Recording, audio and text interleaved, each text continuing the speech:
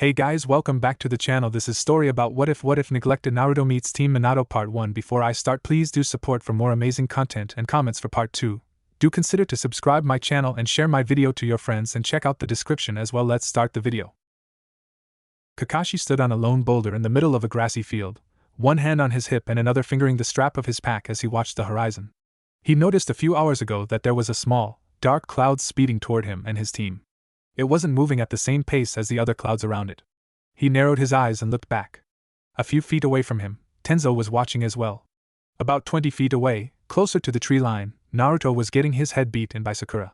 Sasuke and Sai were looking on with varying degrees of indifference from the sidelines. Kakashi, Tenzo whispered as he walked up behind Kakashi and climbed onto his boulder. That doesn't look like a storm cloud. What are you thinking? Kakashi paused for a moment. I don't think there's anything we can really do about it. It might be harmless or it might not be, but we are in foreign territory, so we'll have to be wary. I think the best thing to do would be to get out of its way. Tenzo nodded curtly and looked back at the rest of their team and said, "Let's find some shelter for the night then and wait it out." Kakashi tilted his head back to look at the cloud again, and he raised a hand to shield his eyes from a sunbeam that had broken its way out from beneath the heavy cloud cover. There was another long moment, and then he nodded at Tenzo. Yeah, that's probably a good idea. Let's get out of this field at least and head for the forest. If there's lightning, I wouldn't want to be the tallest thing around. Yes, sir.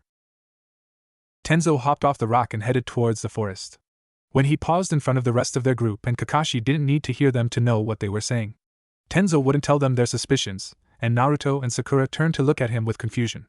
They followed Tenzo without a fight though, knowing better than to question the two of them. Sai didn't say anything, following behind Sakura and Naruto, never for a moment thinking to question Tenzo. Sasuke, on the other hand, gave Kakashi and then Tenzo a pointed glare, wanting to know why they had suddenly stopped and were heading for shelter. It wasn't until Kakashi had casually tilted his head toward the sky behind him that Sasuke reluctantly turned and followed the rest of the group. It had taken them a while to reintegrate Sasuke into society, but fortunately they'd managed to earn his trust again, and he'd managed to earn theirs. It had taken longer for the relationship between the village and Sasuke, but patience and a year of good behavior on Sasuke's part had paid off. Naruto and Sakura's powerful influence on the majority of their village had made a significant contribution as well. Kakashi watched them carefully as they moved towards a safer location, and then he glanced back towards the encroaching cloud. He closed his eye and hoped it was nothing. They were only on a B-ranked mission, nothing too serious. However, Kakashi couldn't shake the strange feeling he had as he stood in the grassy field. This was the place where he'd led his first mission, where he'd made his first best friend, where he'd learned all the morals he followed today, where he'd perfected his one original technique, where he'd lost his first best friend, and of course, where he'd had received his Sharingan eye. It hadn't changed much despite the war. Kakashi! What? Are you going deaf? Get over here! Kakashi looked away from the cloud and saw Naruto waving him over to them, a scowl on his face. Sasuke was standing there too, looking just as cross. He smiled and waved as he headed towards them. He hoped this was nothing. There was blood. Lots of it. Very red and very sticky. Too much of it was on the person that was supposed to be smiling like an idiot, or at least scowling at him and calling him a stone-cold bastard with a stick shoved up his ass. But there he was. Dying, and all because of him. Dying, dead. Kakashi woke up to the sound of thunder and looked up from where he was laying down next to a large tree trunk. Everyone around him was sleeping and the rain was falling down heavily around them. Their team was currently under a huge mushroom sticking out from the tree that they were all sleeping under. Kakashi jumped when his peripheral vision caught a flash of light that lit up the surrounding area, which was followed by a loud clap of thunder. He was glad that they had found a dry place to camp until the storm passed. The day before had been a long one, and he was hoping that the storm would just pass them by and bring anything troubling with it. However, he had a funny feeling that this would not be the case. Another flash lit up the area and Kakashi caught a glimpse of another kind of light coming from behind the trees that were in front of them. He blinked and slowly sat up to try and get better look. Unfortunately, the rain obscured his vision and all he could make out were the shapes of leaves, trees, other vegetation in the forest. Kakashi sighed and leaned against their tree. It was probably just his memories of the place that was making him so jumpy, plus the lateness of the hour. Yeah, that was probably it. He closed his eyes and memories of that time passed through his mind's eye, causing him to snap his eyes back open. Perhaps it wasn't such a good idea to go back to sleep at the moment. Kakashi tried to rub away the oncoming headache mainly caused from lack of good sleep and worry. although the worry was entirely irrational. After another roll of thunder had sounded, Kakashi could swear he had heard another noise in the wake of it. It was faint, and between the sound of the rain, wind, and thunder he could barely hear it. It was like a faint buzzing, soft, almost like electricity or insects. Kakashi looked towards the spot in front of him where he thought he had seen something out of the ordinary, and waited for another flash of lightning to come. Another flash, and Kakashi even leaned forwards to see what the hell was going on. There, he thought. There was some movement, and a slight glow visible from the spaces between the trees, and he was almost startled by the way the sound got a little louder when it came to his attention. Kakashi marked the spot mentally and went to Tenzo to wake him up. Shake. Tenzo, Kakashi whispered. Groan. Tenzo. Shake, shake, shake. Why? Senpai. Kakashi snorted at the man who was blinking up at him stupidly with the most ridiculous bed hair. Yeah, genius, it's me. I saw something out of place, so I'm going to check it out. I need you to stay up in case something happens. Tenzo blinked some more, trying to get his former Taicho into focus. What you mean out of place? I thought it was just a storm. I mean, obviously it's just a storm, right? Kakashi sighed. Yeah, I thought that too for a bit, but do you hear that noise? Tenzo focused his hearing for a moment, straining to hear a noise that was out of place with the sound of rain and storm. His eyes widened a bit and he asked, "What is that?" I don't know. That's why I'm going to check it out, but I need you stay up just in case something happens so that you come after me if something goes wrong. Tenzo stared at him for a bit. Are you sure it's a good idea to go look? And by yourself? Well, it's steadily been getting louder, and it's pretty close to our location. I don't want to just dismiss it as nothing, but I also don't want to get everyone worked up about it. Mainly Sakura and Naruto. Tenzo gave a tired sigh and rubbed at his eyes. Yeah. You're right. Okay, I'll look out. Kakashi smiled at him and got up. After stretching some of the sleep from his joints, he walked around everyone else and stared at the spot he was going to be checking out. He looked back and saw Tenzo scowling at him. Kakashi smiled again and gave him a thumbs up. Tenzo rolled his eyes and gestured for him to hurry the hell up. Kakashi chuckled and walked out into the storm. The water hit him hard and the wind only made it all the more unpleasant. Kakashi sighed and made his way towards the supposed danger. Today is just not my day, Kakashi thought. As he walked through the trees, the buzzing grew louder, and it now sounded more like the kind of buzzing that electricity would make. This piqued Kakashi's interest, and he began walking faster towards the noise. The faint light that was now visible, and for the first time Kakashi realized that the glow was a strange color. Almost like a strange mixture of many colors rather than a pure white. Kakashi walked around the last tree and found the source of strange glow. What the hell? Kakashi muttered as he scratched the back of his head looking at this floating mass of lightning. Or at least it looked like some sort of lightning-like substance. Kakashi pushed up his headband to look at it with his Sharingan. It seemed like there was a dense amount of chakra in the middle of it. But what was the purpose of it all? There was no one else around, and it seemed unlikely that someone would cast such a gaudy jutsu and just leave it here. Suddenly Kakashi realized that he felt sort of attracted to it in a way. Almost as if it was calling him to it. He looked at it again and suddenly noticed that he had begun walking towards it. Kakashi realized what he was doing and stopped abruptly. He looked at the ground in an attempt to refocus his thoughts, and to try to push away that strange compulsion to run towards it.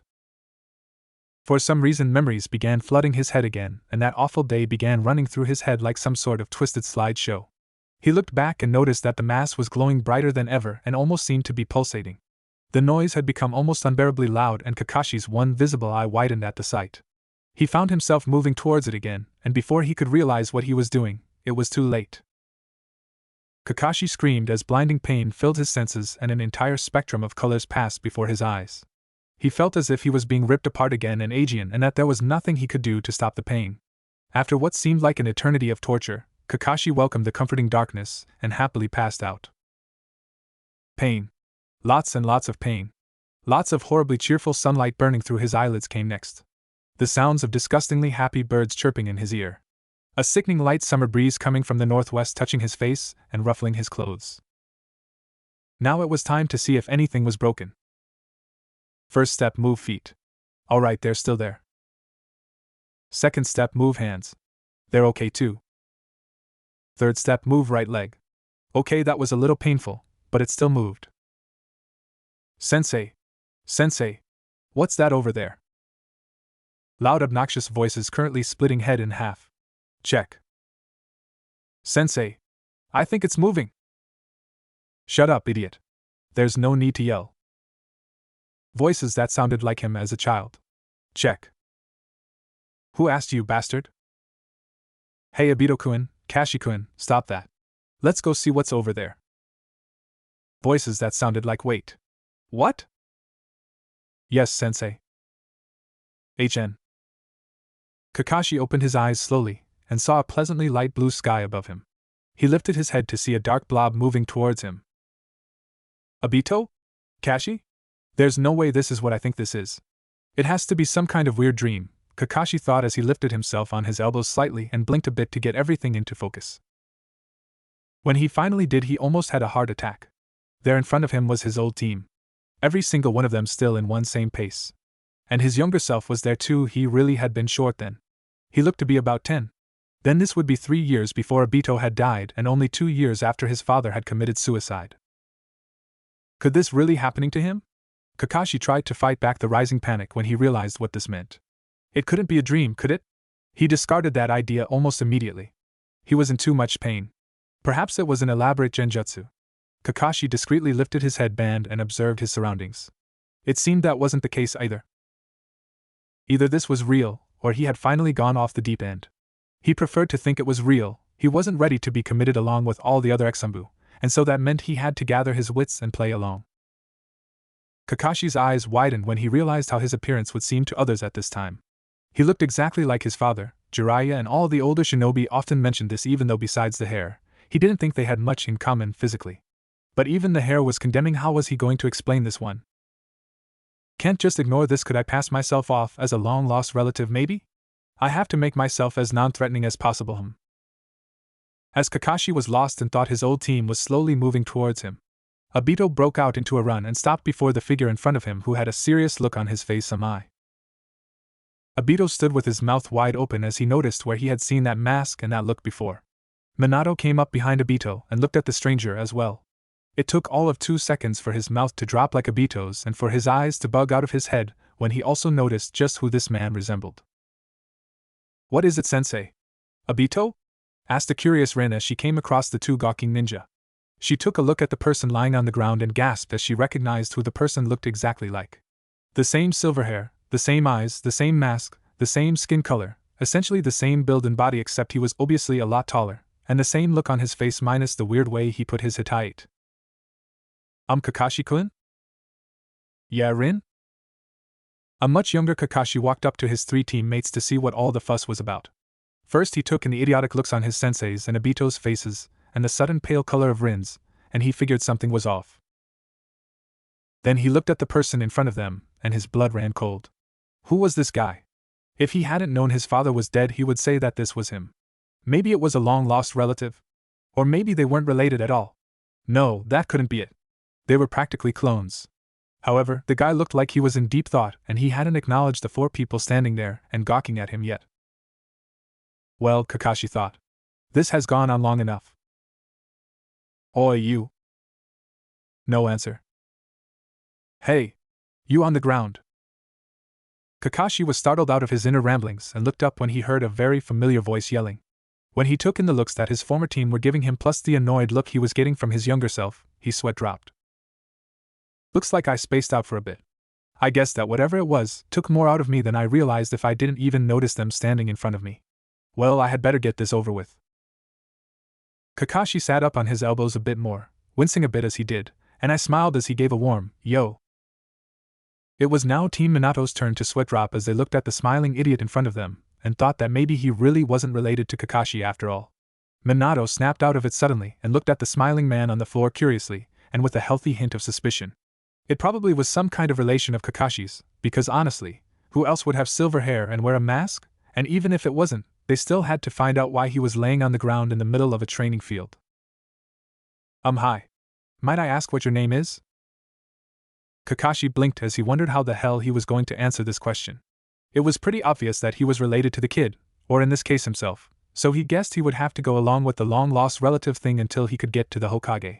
Kakashi I smiled again, scratched his head, and gave a thoughtful hum.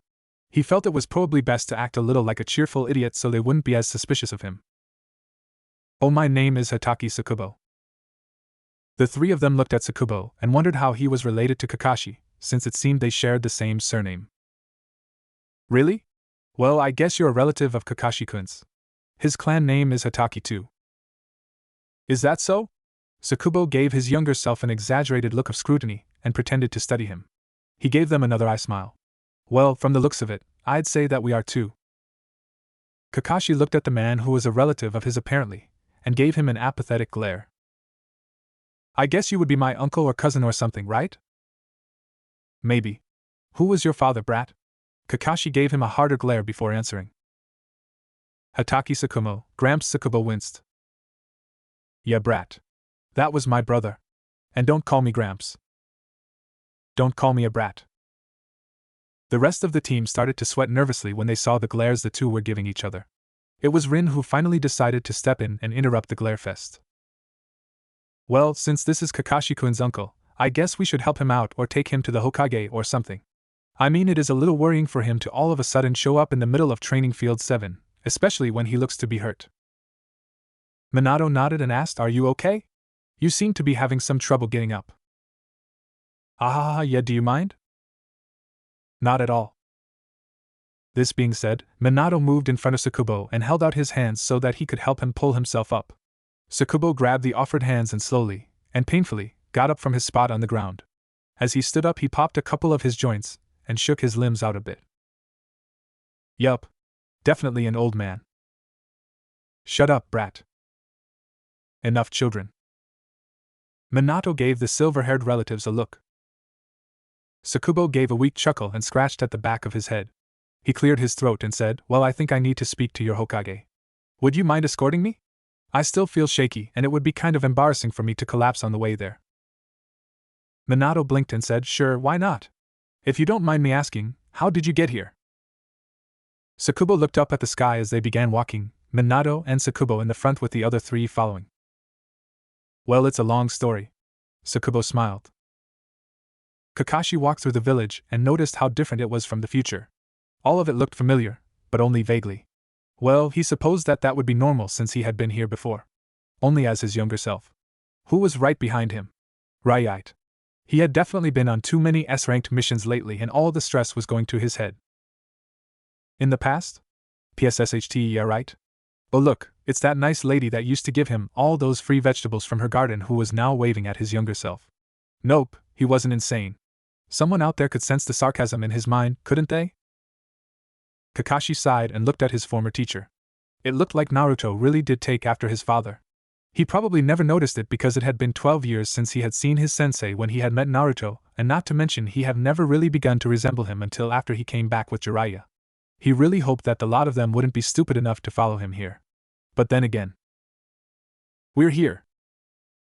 When Kakashi looked up, he was startled to see the Hokage tower in front of him looking the same as it always did.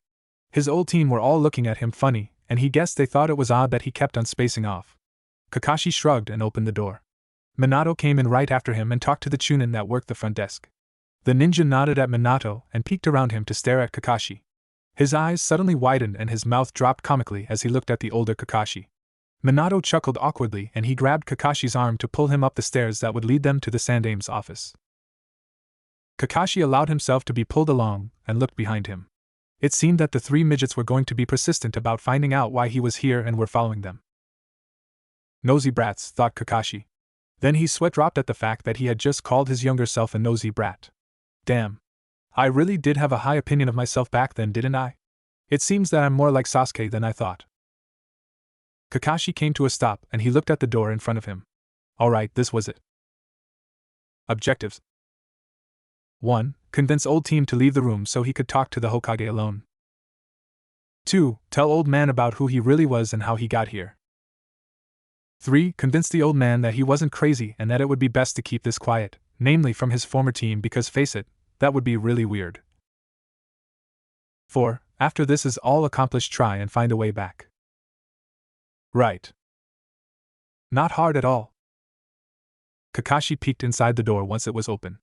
Inside he saw the familiar sight of the Hokage's office, But instead of the usual bitchy, huge-boobed, blonde old hag, he saw someone whom he laid eyes on in years. Kakashi's eyes softened when he looked at the Sandame, who was old even when Kakashi was young. Although not as old as he had been when he had last been alive. Sarutobi looked up from the paperwork he was reading through and took the pipe from his mouth. Yes? Minato-san, and he said. Hokage-sama, this is Hataki Sakubo, brother of Hataki Sakumo. We sort of found him. Hataki? And what do you mean by we? My team and I, Obito, Kakashi, Rin. I know you're out there, you might as well just come in. The rest of Minato's team shuffled into the room, looking rather sulky and miffed at having been caught so soon. Sensei, it's only fair that I hear what he has to say, seeing that I was the one who found him. Shut up, idiot. I'm obviously related to him, so therefore I have more right than you. What? No way. Who cares if you're related to the guy? Besides, you act nothing like him. He's way cooler than you are. Cool? The guy's an idiot, just like you actually. What? Bastard. I'm gonna kick your MPH. Minato chuckled nervously as he trapped Obito in a chokehold and covered the struggling Uchiha's mouth with his hand. Kakashi folded his arms and glared off to the side of the room while Rin was shuffling nervously behind them. The Hokage chuckled a bit too. Well, it seems that you both have rather strong arguments, but perhaps it would be better if you simply let me talk to Hataki-san on my own. The older one, of course. Everyone from Team Minato looked a little disappointed, but obediently walked out of the room and closed the door behind them. Now, Hataki-san, I'm curious to hear your story, seeing as I know very well that Kakashi has no uncles or any relatives at all for that matter. Although it certainly looks as if you are related to him. Ah yes, well. Hataki-san, it would be best for you not to lie. If you do, I will assume that you are an imposter and I will have to have you taken into custody and tortured by our finest ANBU. The Sandame smiled at him. Kakashi could only stare. Not that I'm implying that you are or that you are going to, but I have a feeling that you are trustworthy since you could have already done many things to harm our village. Additionally, you could have escaped without coming to visit the Hokage as well, the Sandame continued. Kakashi thought that they were being a little too relaxed, especially when Konoha would be going to war soon, but he supposed that it was working in his favor. I've seen a lot in my life and I think you could trust my judgment for whatever your situation seems to be, the Sandame finished, and he gave him another smile. This one was much more welcoming. Hataki looked at the not-quite-so-old man in front of him, and was reminded of how much he had missed him. Well, might as well try the truth. It couldn't hurt, could it? Kakashi rubbed the back of his head as he eyes the old man in front of him. Trust his judgment? Well, Sarutobi had never done anything that hadn't benefited him in the long run before, and he was rather understanding and open-minded. I guess I might give it a shot even though I can't really take it back once it all comes out. Lying, in this case, wouldn't be the best option though, Kakashi thought. He sighed and closed his eyes for a bit. When he opened them again, he saw the third waiting in front of him patiently smoking that pipe of his. Alright then. Sakubo isn't my real name and Sakumo isn't my brother. I used it to convince the others to take me to you. The Hokage raised his eyebrows and tilted as a sort of go-on gesture. Kakashi took a deep breath. Although I am related to Sakumo Hataki. You are? If you are, then why would you lie and say he was your brother? The thing is, I'm not sure if you're going to believe it or not, but... Hataki-san, I told you that you could trust my judgment, if not myself, seeing as I have lived for quite some time. Also, if you are related to Sakumo-sen in some way, that means you're a Konoha citizen, or at least you were at some point. Not to mention you have a Konoha Hittite. I'm sure you can tell me. Right. What if I was to say that I was a ninja and everything, from Konoha, but I was from a different time? The Hokage blinked and put down the pipe. Another time? The past? No. More like the future. From the future. Yeah. And you're related to Sakumo? Yeah? Then could you be Kakashi? Kakashi raised his hand in a small wave and I smiled at the Hokage. But how is that possible? Well, it's kind of a long story. One that I think I have time for. Tell me.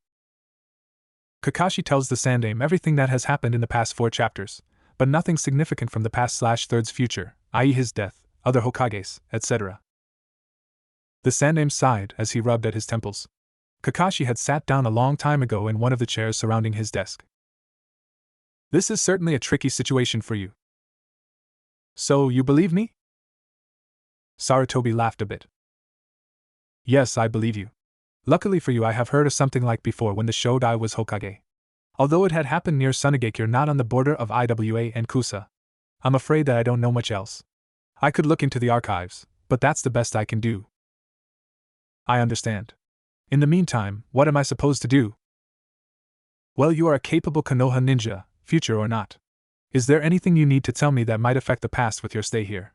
I mean more than it already has. Kakashi looked up at the ceiling and thought for a bit, and then his eye widened. Ano, there might be one thing. What would that be? Kakashi touched the Sharingan eye that was covered by his Hittite. This. Kakashi lifted up the headband while Sarutobi looked in curiosity. There was a faded, thin, and ragged line across his left eye. Kakashi opened the eye to reveal something that made Sarutobi gape in disbelief once again. How did you get the Sharingan? It was a gift. A gift? From a friend who had saved my life with his own. The Sandaime sighed and started rubbing the sides of his head again. All right. I know that you wouldn't have stolen it or anything like that. Especially since I know that you're a competent ninja without it, but try not to let anyone see it. I'm not exactly sure what the Uchiha would think. Kakashi nodded and covered up his eye again. Sarutobi smiled at him and said, well, the only thing worse that could happen would be that your team decided to follow you here. We can write off your appearance as a long-lost relative, but an Uchiha, Minato's son, Tsunade's apprentice, a mysterious root member, and someone with powers of the Shodai Hokage would be a little hard to explain. Ahaha, yeah. Kakashi looked up at the ceiling and prayed to whatever gods that existed and still kinda liked him that his team wasn't that stupid. Meanwhile, Tenzo looked over into the woods where he had seen a flash of abnormal light and the insane buzzing that only continued to grow louder. Not good. Not good. God damn that buzzing, thought Tenzo. Yamato Taicho, what was that? Tenzo flinched and looked over to where the rest of the team was lying under their mushroom umbrella. He was met with the gaze of 4 curious 17-year-olds. Well, 2 of them rather annoyed, 1 curious, and 1 indifferent, but you get the picture. Ah no. Sakura glared at him and said, Taicho, where's Kakashi-sensei? Tenzo started to sweat as the glares intensified. Well, Kakashi thought something odd was going on in the woods, so he went to do an investigation. What? What do you mean? What happened to Kakashi-sensei?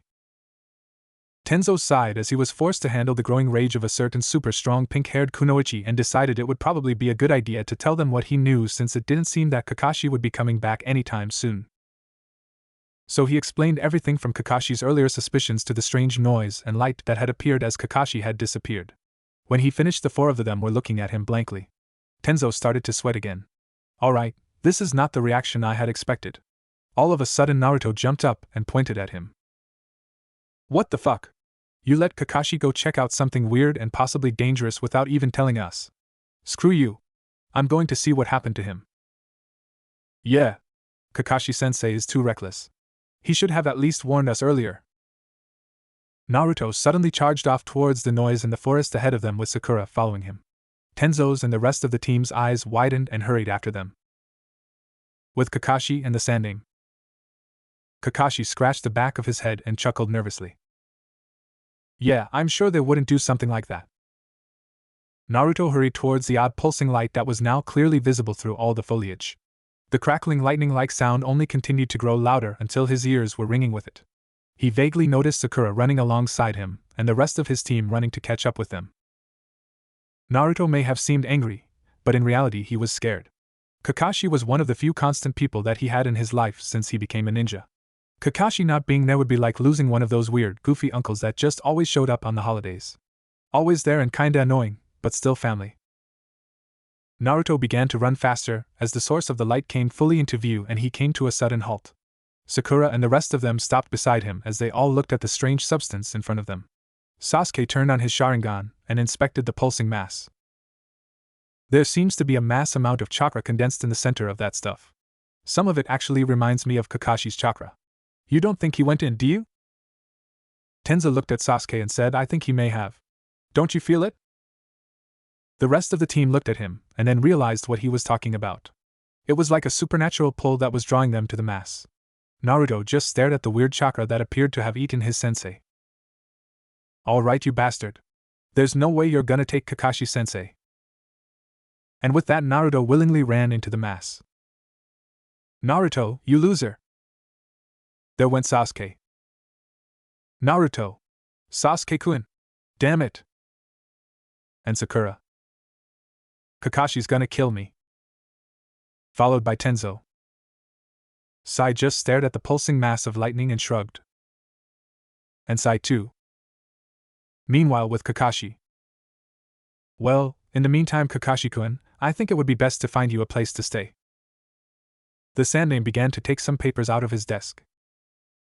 After we do that, we can make up some false papers and have you working as a jounin until we can come up with a plan to send you home. Does that sound good? Kakashi nodded. Very well, what do you want to tell your former team? I think that continuing with the long-lost relative idea would be the best. No one else really knows about my family besides you and the Sannin, so I think I should be safe unless one of them decides to drop by and just happen to hear about Tsukumo's long-lost brother. The Hokage laughed a bit and nodded. Yes, well, I don't think that will happen. Jiraiya might drop by, but he doesn't really check up on his favorite student as much as he used to. However, he's more likely to go investigating than the other two. If anything like that occurs, I'll just have to explain the situation to him. I'm sure he'll be at least somewhat understanding. I guess. Although Jiraiya-sama has never really been very predictable. Is he still causing havoc in the future? Yeah, something like that. Figures, the Hokage mumbled under his breath. About where I'm going to live. Oh, right. I think it would be best if you lived with, well, yourself. I think that if you're going to pretend to be his uncle, it only makes sense that you should live with him. Right, I'm still living in the house, I'm guessing?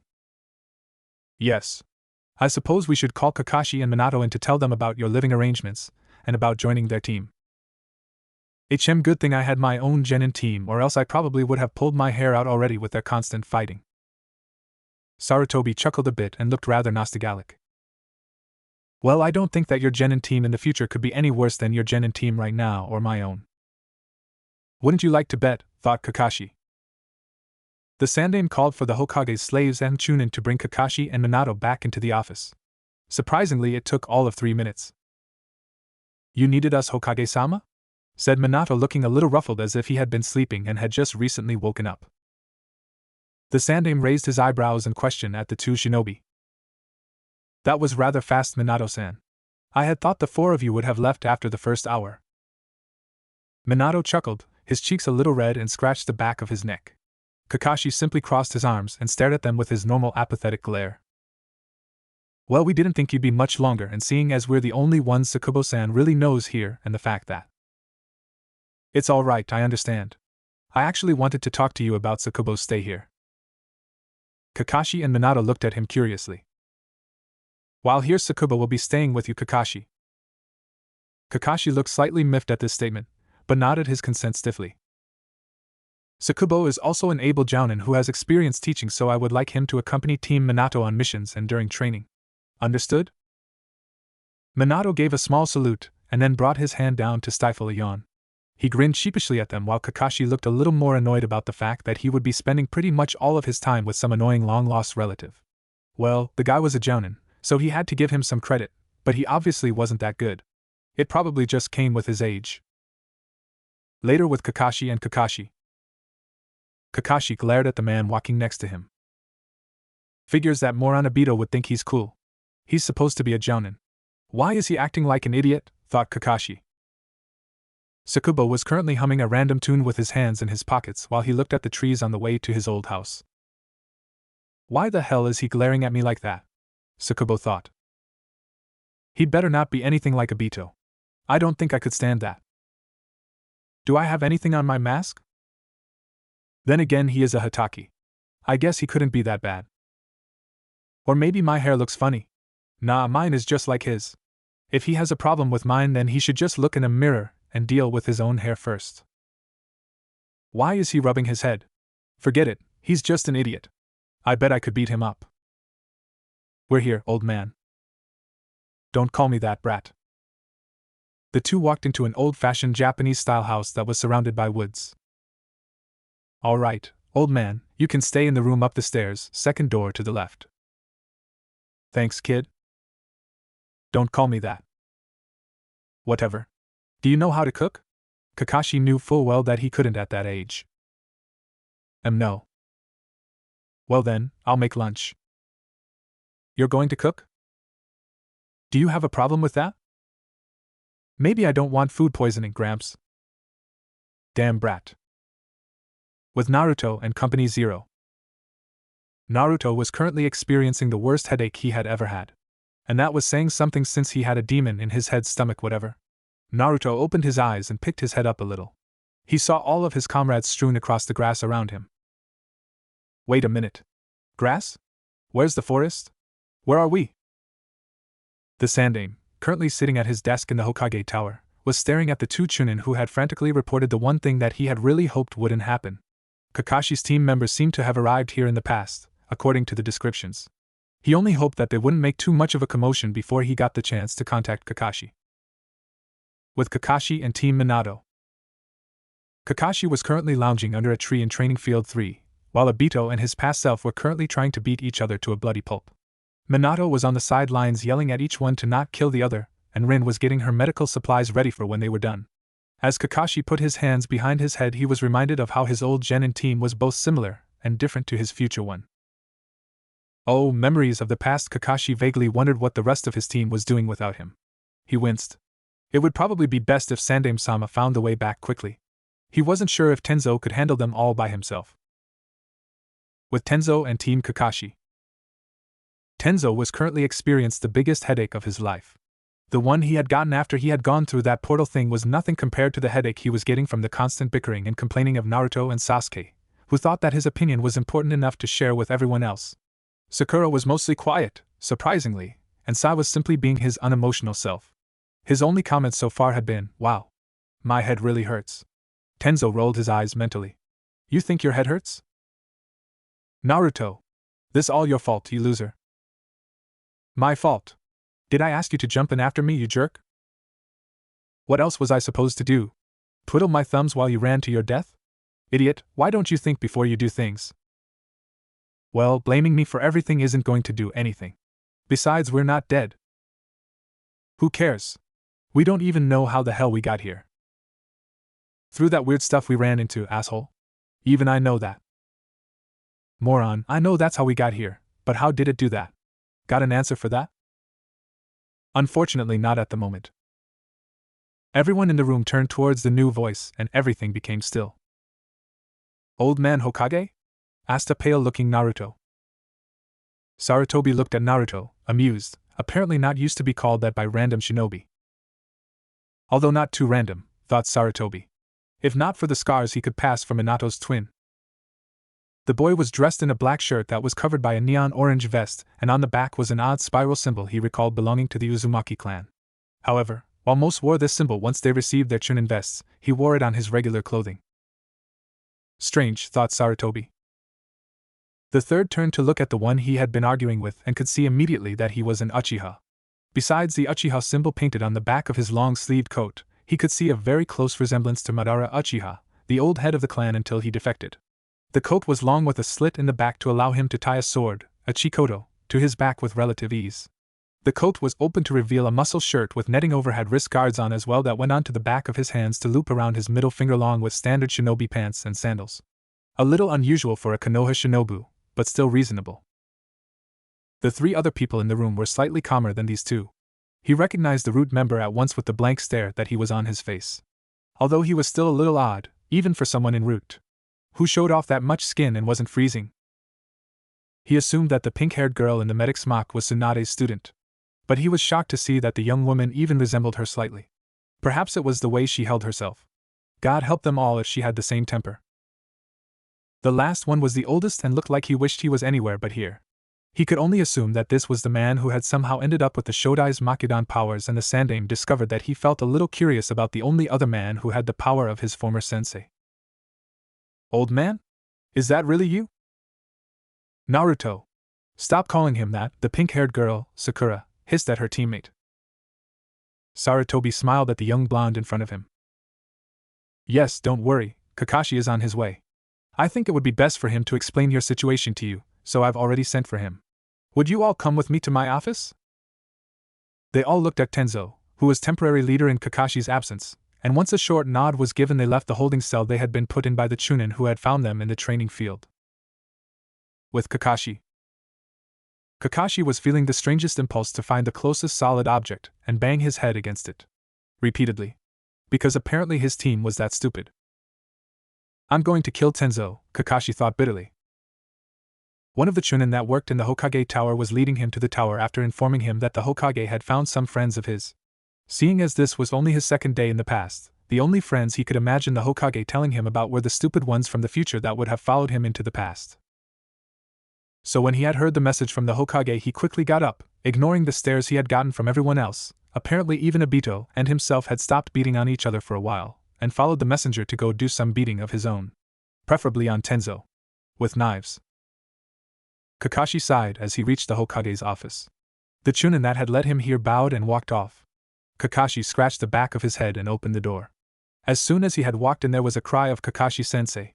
And he was immediately pummeled to the floor before he could even see inside the room. Kakashi opened his eyes and saw only a bright yellow. Naruto, thought Kakashi. At least my time here won't be boring. Kakashi blinked as the weight on his torso was suddenly lifted off of him. He sat up to be greeted with the sight of Sakura shaking Naruto by the collar of his vest and threatening to hit him for pouncing on Kakashi-sensei before he even had time to get in the room. Kakashi chuckled and got up slowly. Sakura-chan, it's okay, I miss you guys too. Sakura dropped Naruto and suddenly glared at Kakashi. He felt as his eyes widened slightly in fear as she suddenly began to stomp her way towards him. And you! You stupid idiot! You're no better than Naruto. What the hell were you thinking? Just jump into the pretty chakra and everything would be fine. Now we're stuck in the goddamn Twilight Zone thanks to you and Naruto. While this was being said, Sakura got close enough to poke him in the chest as she made each statement. Plus, being that this was Sakura, Tsunade's beloved apprentice, those pokes hurt, and if it wasn't for Kakashi being a seasoned shinobi, he would have been sent flying back through the door. Sakura-chan, calm down, Kakashi said quickly in an attempt to calm his irate team member. The Hokage took this opportunity to make a statement, seeing as Sakura's self-control was about to fly out the window along with Kakashi. Yes, Haruno-san, it might be best to allow your teacher to explain everything before you kill him. Sakura looked a little startled to be addressed by the Sandame, and she went slightly pink for her momentary lack of judgment. I'm sorry, Hokage-sama. Sarutobi smiled kindly at her. Don't worry, I understand that you must be frustrated. Sakura nodded a bit, her cheeks still a nice shade of pink. Kakashi chuckled as he rubbed the back of his neck. Well, that was an interesting reception. Stop avoiding the subject, Kakashi. Why the hell are we here? Last time I checked, the third Hokage was supposed to be dead, stated a rather annoyed Sasuke. The Sandame's eyebrows shot up at this and Kakashi sighed. I'm not too sure why we're here, but the truth is that we've arrived in the past somehow. The past? Said Sakura. How did that happen? I might be more qualified to answer that acutely, the Sandame interrupted. Although I know that whatever happened in the future is really none of my business, but hearing that I'm dead is a little alarming. Why is that, Gramps? I mean, you are old, ouch. Naruto was currently rubbing his head while a twitching Sakura was behind him. Idiot! What did I tell you? Sorry, Sakura-chan, apologized Naruto weakly. Hokage-sama, I don't think it would be best to tell you anything about the future. Even if it is your own death. The only things we'd be able to tell you would have to do nothing about you. Even though we know that you'd never intentionally change the future, you might instinctively avoid doing something that would cause changes to happen there, if we were to tell you about those events. Everyone in the room stared at Sai, who had been quiet for some time now. What? Asked Sai, probably looking as confused as he possibly could. Tenzo cleared his throat. Sorry, Sai. We just don't normally hear things like that from you. Sai stared a bit, and then shrugged and gave everyone his fake smile. Yes, well, I wasn't really suggesting that you tell me. It's just that you don't meet people from the future every day who know when and how you died, the third said. Don't worry about it. It won't happen for some time, Kakashi smiled at him. Sarutobi smiled back, a little relieved. Well, I think I should explain to you what we found out, so Fa. Crash! Hokage-sama! Everyone in the room looked at the door that was suddenly flung open. Kakashi mentally groaned as he finally came to the conclusion that the gods hated him with a fury that matched no other. The person staring at the weirdest people he had ever seen was Obito Uchiha. Hataki-san? Are these your friends? Yeah, they're my friends. Naruto scrunched his nose at being considered friends with Kakashi. Sure, he was his teacher and all, maybe he could be considered some weird uncle-like figure, but a friend? Oh. Obito-kun? Huh. Yeah, Hokage-sama? What are you doing here? Obito looked slightly confused for a second, and then he rubbed the back of his head in embarrassment. Oh, right. Sensei told me to tell Sakubo-san that we'd be having lunch at Ichiraku's. No way. Ichiraku's is MMPF. Sakura put Naruto in a chokehold from behind while covering his mouth. She smiled sweetly at Obito, and he gave his own nervous smile in return.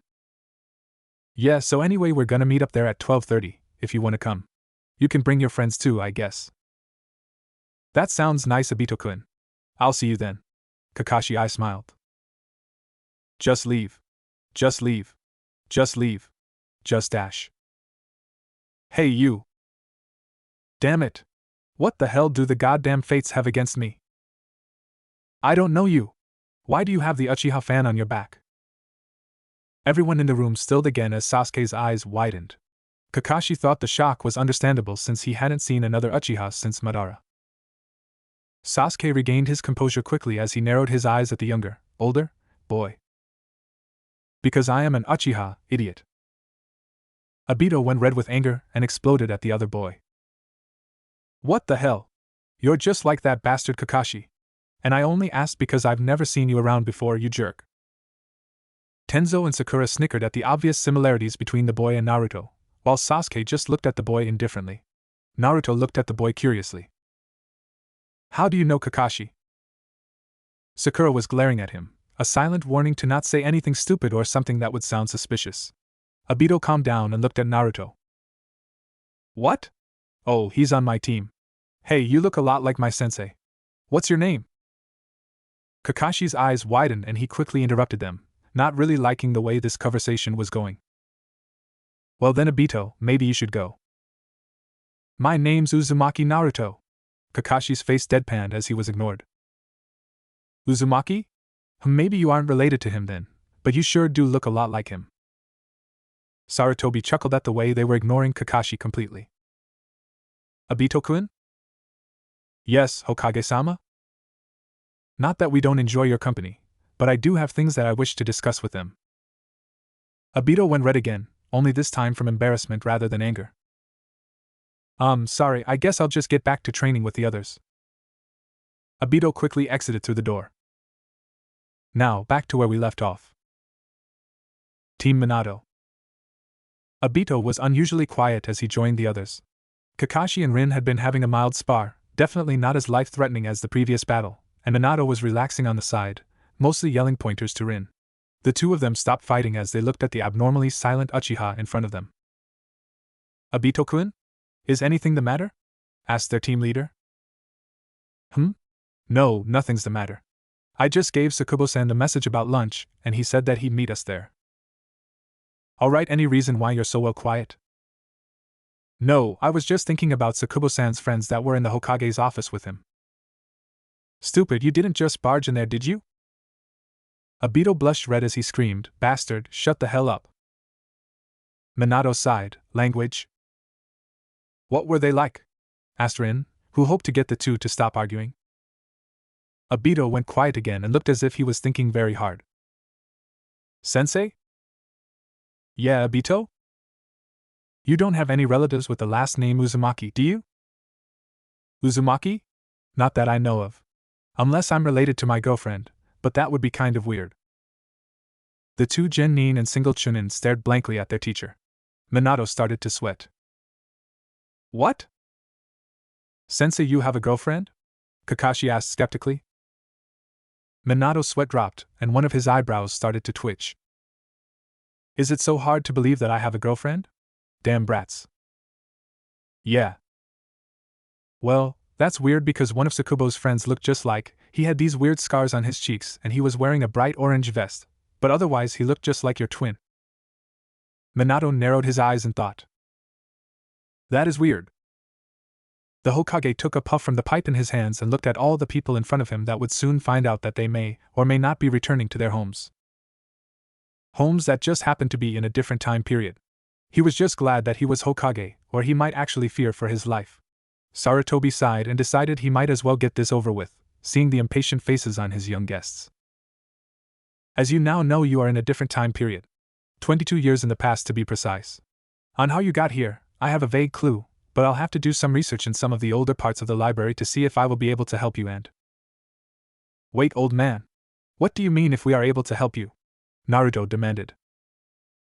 Naruto, shut up. Sarutobi couldn't help but smile at the now pouting Naruto rubbing his head. He was reminded so much of his own team of genin that he actually almost missed those days. Almost. It's alright. That was very perceptive of you. Naruto beamed at him. Although I think that the Shodaime left some sort of record on a previous event such as this, I'm not positive that it would help. If that fails, we could call on Tsunageki for aid, and we would have to assure them that it would be in purely academical interest, and hope that they will be cooperative. I had told your sensei earlier that an event like this had occurred more recently near Suna, and they are more likely to have more information than we do here in Konoha. Naruto and the others were frowning slightly as they thought about their situation. Kakashi inwardly sighed. If only we were in the future. Garkun would have given us the records in a heartbeat. So what do we do here until you get these records? Said Tenzo. The Hokage sighed. Well, it was a lot simpler with just Kakashi, seeing as we could just say that he was a long-lost relative, but it'll be a little harder to explain Sasuke's or Naruto's appearance. Sakura's brow furrowed in confusion as she thought about that statement. Hokage-sama? Why would Naruto's appearance be hard to explain? I mean, I can understand that it would be difficult for Sasuke because he's from the Uchiha clan, but why Naruto? Kakashi cursed himself inwardly for not informing the Hokage about this. Even though he hadn't really expected the rest of them to show up, he hadn't really thought it was a necessary pace of information. Well, Naruto's parents. Oh, didn't I tell you, Sakura-chan? Naruto interrupted. The Sandaime, Kakashi, and the rest their team turned their heads to look at their blonde comrade who looked pretty calm in the face of what should be a shocking revelation. Tell me what? Sakura asked warily. The rest were silently thinking along the same lines. I already found out about my parents a while ago, Naruto said, scratching the back of his head absent-mindedly. Sasuke, Sakura, and Kakashi were shocked. Sasuke and Sakura for different reasons, but for a good reason. It was well known in their generation that nobody really knew who Naruto's parents were. However, now that Naruto knew differently and hadn't told them, Naruto's oldest friends and teammates narrowed their eyes at their blonde companion and swore to themselves that they would beat it out of him later. In the meantime, Kakashi was wondering when exactly Naruto had found out, and why there hadn't been a big freakout so that he might have been able to mark its passing. Kakashi wondered if it had been Jiraiya that told him or Tsunade. Either way, it didn't really matter now. Perhaps it was even a little easier. Although, he would still have to talk with Naruto later to find out what he knew. Well then, the Hokage coughed awkwardly as he stared at the room of ninja that seemed to be having the odd revelation here and there. As for Sasuke, we might have to tell the Uchiha clan about him being from the future. The Chunin who brought all of you here have seen the Uchiha fan on his back and are probably already circulating it through the village rumor mill as we speak. Unfortunately for us, the Uchihas keep records of their clan members and we won't be able to say that he just showed up like Kakashi. Sasuke looked out the window and was trying to currently understand that his family wasn't dead yet. Kakashi gave another sigh, thinking that this situation was more trouble than it was actually worth. Suddenly, a thought struck him. Oh, and also the name that I gave to them here is Sakubo, so if you're going to call me by name, make sure that you use that name and not Kakashi. Sakura raised an eyebrow and then all of a sudden burst out laughing. Everyone began to look at her like she was nuts. Sorry, it's just that I was trying to picture Kakashi-sensei as a little kid. Naruto burst out laughing along with Tenzo, Sasuke, and even the Hokage quietly laughing at the comment. Sai really didn't get what was so funny. Kakashi's sweat dropped. Yeah. We'll even get to see what the mini Kakashi looks like when we go for ramen, said Naruto with his impish grin. Kakashi gave Naruto a tired glare and said, try not to say anything that would sound suspicious around them. Just act like a normal group of travelers in Konoha and try not to answer their more personal questions. Just be as vague as possible until we can get some kind of plan figured out. Tenzo nodded and stood up. I guess you and Hokage-sama would like to talk now? Kakashi gave Tenzo a grateful look and thanked the gods that at least Tenzo understood how big their problem was. Kakashi nodded and said, "It'll only be a minute, we're just going to discuss where you'll all be living." The group began to file out, Naruto pouting over the fact that he and his precious ramen's reunion would be delayed. When they finally left the room, Kakashi turned to the Hokage. Where will they all be staying? There isn't enough room where I'm living and I doubt that Minimi would enjoy the extra company anyway. Sarutobi laughed at the Minimi comment and looked out the window that overlooked the village. Well, I think that while you and your team is at lunch, I'll contact the head of the Uchiha clan and when you return we'll discuss everything with him. That'll be the only way to clear up the situation with Sasuke and they might even have some extra room, if we get lucky. If not, we'll just have to get them an apartment on village funds until they can pay for it themselves with missions. I guess they'll be instated as ninja too? Yes, well, they do have headbands, although I might have Naruto, Sasuke, Sakura, and Sai retake the Chunin exams. None of them wear Chunin vests, and they're younger than yourself and Tenzo, so it won't be as easy to make up some records. Kakashi eye widened at this. Retake the Chunin exams? Naruto, Sakura, and Sasuke won't be happy about that. Their first time wasn't exactly fun. Well, the Chunin exams aren't really meant to be fun. I know they aren't. Let's just say their time was just a little more unpleasant than normal because of certain unpredictable outside factors that were worked in. I see. Where are you going to put Sai though? Naruto, Sakura, and Sasuke function well as a team and there's no reason to split them up, but Sai is the extra man. The Hokage gave him a small smirk that told Kakashi he may or may not like what he would be hearing next. Well, I was thinking on putting him with Minato's team. Q blank stare. As you know, you've already passed the Chunin exam some time ago, but your teammates have yet to take it. You're going to put Sai on Minimi's team? Sarutobi felt the sweat on the back of his head start to collect when the blank stare didn't break. Is there a problem with that? God help my old team, thought Kakashi. Not at all, Hokage-sama. Outside with the rest of Team Kakashi. Naruto, sit down and wait, damn it, Sakura warned, her brow twitching. Sorry, Sakura-chan, but what's taking them so long? I'm hungry and it's almost 12:15. We know, dickless wonder, just sit. Your pacing isn't exactly helping the time pass any faster. Naruto went red and gave Sai a nasty glare. Sasuke sighed and leaned his head against the wall while Tenzo was frowning at the office doors thinking about his own situation. Orochimaru hadn't been caught until after the fourth had died and the third had been reinstated. Orochimaru could very well be torturing him as a child right now, not to mention he couldn't really use his Makidan techniques without caution. What would people say if they saw a person with the first Hokage's bloodline? It could go badly and Tenzo wasn't sure he wanted to imagine what might happen. And Naruto too. Tenzo looked at the pacing blonde. If he lost his temper, what would anyone say about the demonic chakra he all of a sudden started pumping out?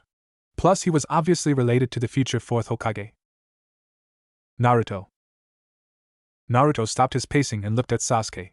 Naruto raised an eyebrow and fidgeted in place. Yeah? Your parents. Sasuke paused, looking thoughtful. He hoped Naruto would catch on to his meaning by bringing up this subject. Sakura leaned forward in anticipation when Sasuke finally introduced the topic. Oh, Naruto caught on, scratching the back of his head. You want to know about how I know, right? Sasuke shrugged.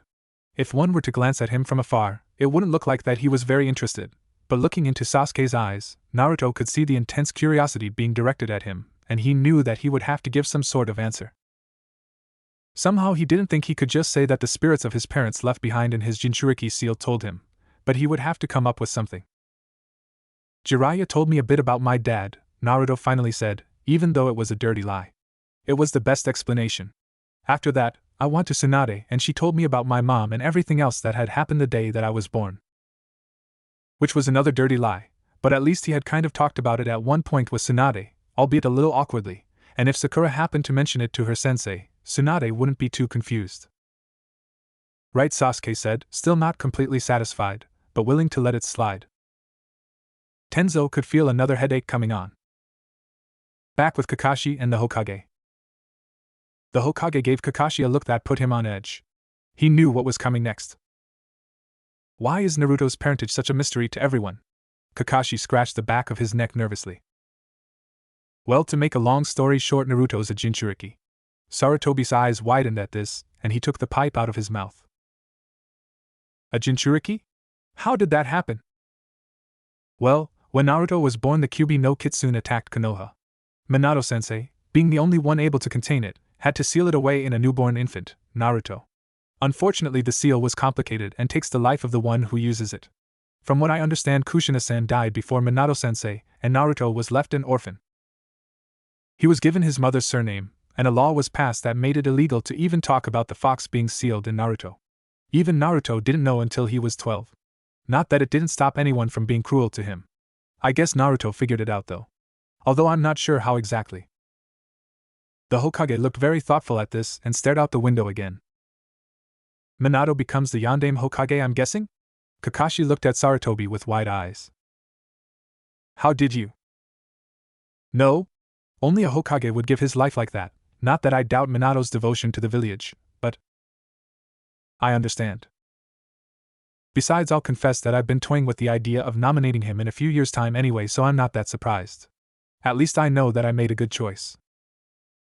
Kakashi, I smiled and said, yeah, you should guess what Naruto wants to be. Sarutobi laughed. Hokage? Something tells me I shouldn't be surprised seeing who his parents are and who his teacher is. Sarutobi gave him a wry smile. However, I'm guessing you should leave now. Your team must be anxious to get some lunch. Kakashi's sweat dropped at the understatement about Naruto waiting for ramen. Yeah, might as well go before I get an earful from the lot of them. At that, Kakashi got up and walked to the door, leaving the Hokage to think about all that had been said. His expression quickly changed to that of amusement when he heard the enraged screams of a certain blonde ninja and decided that Naruto definitely took after his mother. Kakashi sighed as he was being dragged in the direction of Ichiraku Ramen. He had forgotten that the stand had been around when he was a kid. He'd probably be eating all his meals here if he didn't convince Naruto that the rest of them couldn't survive only on salty noodles. Not to mention the meeting of his old and newer team was bound to be painfully awkward. Between the two Uchihas, the two blonde Hokage wannabes, the emotionless nutcase, and the stressed-out Tenzo, he was sure something would go wrong. Although he was also sure that both Rin and Sakura would get along. They were the only girls and they were both medic means with frighteningly similar teams. Well, at least he didn't have to worry about Sakura, unless she lost her temper. Then everything would go to hell. But no worries so far. As the ramen stand finally came into view, Naruto gave a cheer of joy at the promise of ramen and sprinted to the place of inevitable doom, as labeled in Kakashi's mind. Alright. Ramen, here I come! Exclaimed Naruto happily while the passers-by were looking at him like he had 6 heads. Kakashi just shook his head and gave an apologetic wave and an eye smile to the poor disturbed souls. As the team filed into the stand, Kakashi slowly strolled in behind them, more out of dread than his normal lazy tendencies. When he turned back the flap to look into the restaurant to find the two teams staring at each other, well, it was really just Naruto ordering everything on the menu while Team Minato stared at the blonde Jinchuriki as Team Kakashi gawked at Mini Kakashi. Everyone except for the two Uchihas who were glaring at each other. Minato stopped looking at Naruto for a minute when he spotted Sakubo in the doorway. Sakubo-san. This must be your team, said Minato brightly. Kakashi rubbed the back of his head sheepishly. Yeah, ignore Naruto. He's just a little hungry. Naruto was currently vacuuming up the ramen with his mouth, and Team Minato was now more in awe of his eating abilities rather than his similarities to their team leader. Sasuke had sat down on the farthest left, away from everyone else, with Naruto sitting next to him. Kakashi sat down next to Naruto, mainly so that he could separate the interested jounin from looking too closely at the other blonde. The younger Kakashi sat stiffly on the other side of Minato. Sakura and Rin were sitting to his right while Obito was awkwardly positioned between the two girls and Sai. Tenzo sat on the other end of the bar, hoping that if he placed himself farthest away from where the drama was bound to go down, he would somehow be spared from it all. The rest of Team Kakashi and Team Minato ordered their food and an awkward silence magically appeared as everyone sat nibbling at their ramen, with the exception of Naruto who was on his second bowl. So said Minato in an attempt to break the awkwardness. Did the Hokage tell you anything interesting? Kakashi looked up in thoughtfulness as he poked at his ramen. Well, Sandaime-sama did say that my students would have to be re-entered in the Chunin exams, because they apparently lost the records from when they first took the exam. Kakashi I smiled at Minato as Naruto, Sasuke, and Sakura immediately stopped eating. All of a sudden a resounding what? Filled the air and the shocked looks on his students' faces, Kakashi had to admit, were priceless. Yes, the Hokage needs you to participate in the Chunin exams again. I gave him the records of your missions and you're qualified to enter as a team. But sensei, we've already done the Chunin exams. Twice. That's so not fair, yelled an upset ramen lover. Kakashi gave a fake, sympathetic sigh as he patted Naruto on the head. I know, but I also know you'll definitely pass. So it's not a problem, right? That's not the point, sensei. We've already done all of that annoying crap. Why do we have to go through it all again? Yeah, and in case you forgot, the first time wasn't exactly a walk in the park, said Sasuke with indignance. Kakashi sighed again and rubbed the back of his head. Well, there's nothing I can really do, so you'll just have to do it again, alright? No more arguments. The three of them settled down, albeit sulkingly, and Naruto moodily picked at his ramen, an odd sight to see. Oh, and Minato-san, said Kakashi. Yes? The Sandaime also assigned Sai to your group for the exams. Seeing as Sakura, Sasuke, and Naruto work best as a team and Sai was the odd man out, he thought it would be best and most convenient to place him with your team. Minato and the rest of his team blinked in shock while Sai simply looked up and nodded at his superior. That's what I like about Sai. He never complains. Even though it isn't really normal, thought Kakashi. The rest of lunch was spent mostly in silence with the exception of Minato and Kakashi talking every once in a while along with Rin and Sakura quietly chatting once they had found out that the two of them were both medic neens. As the odd group left the ramen stand, Kakashi turned to Minato once more. Sorry, but I think I should probably discuss housing arrangements with you. Unfortunately, I don't think that my entire team will be able to live with me and the brat.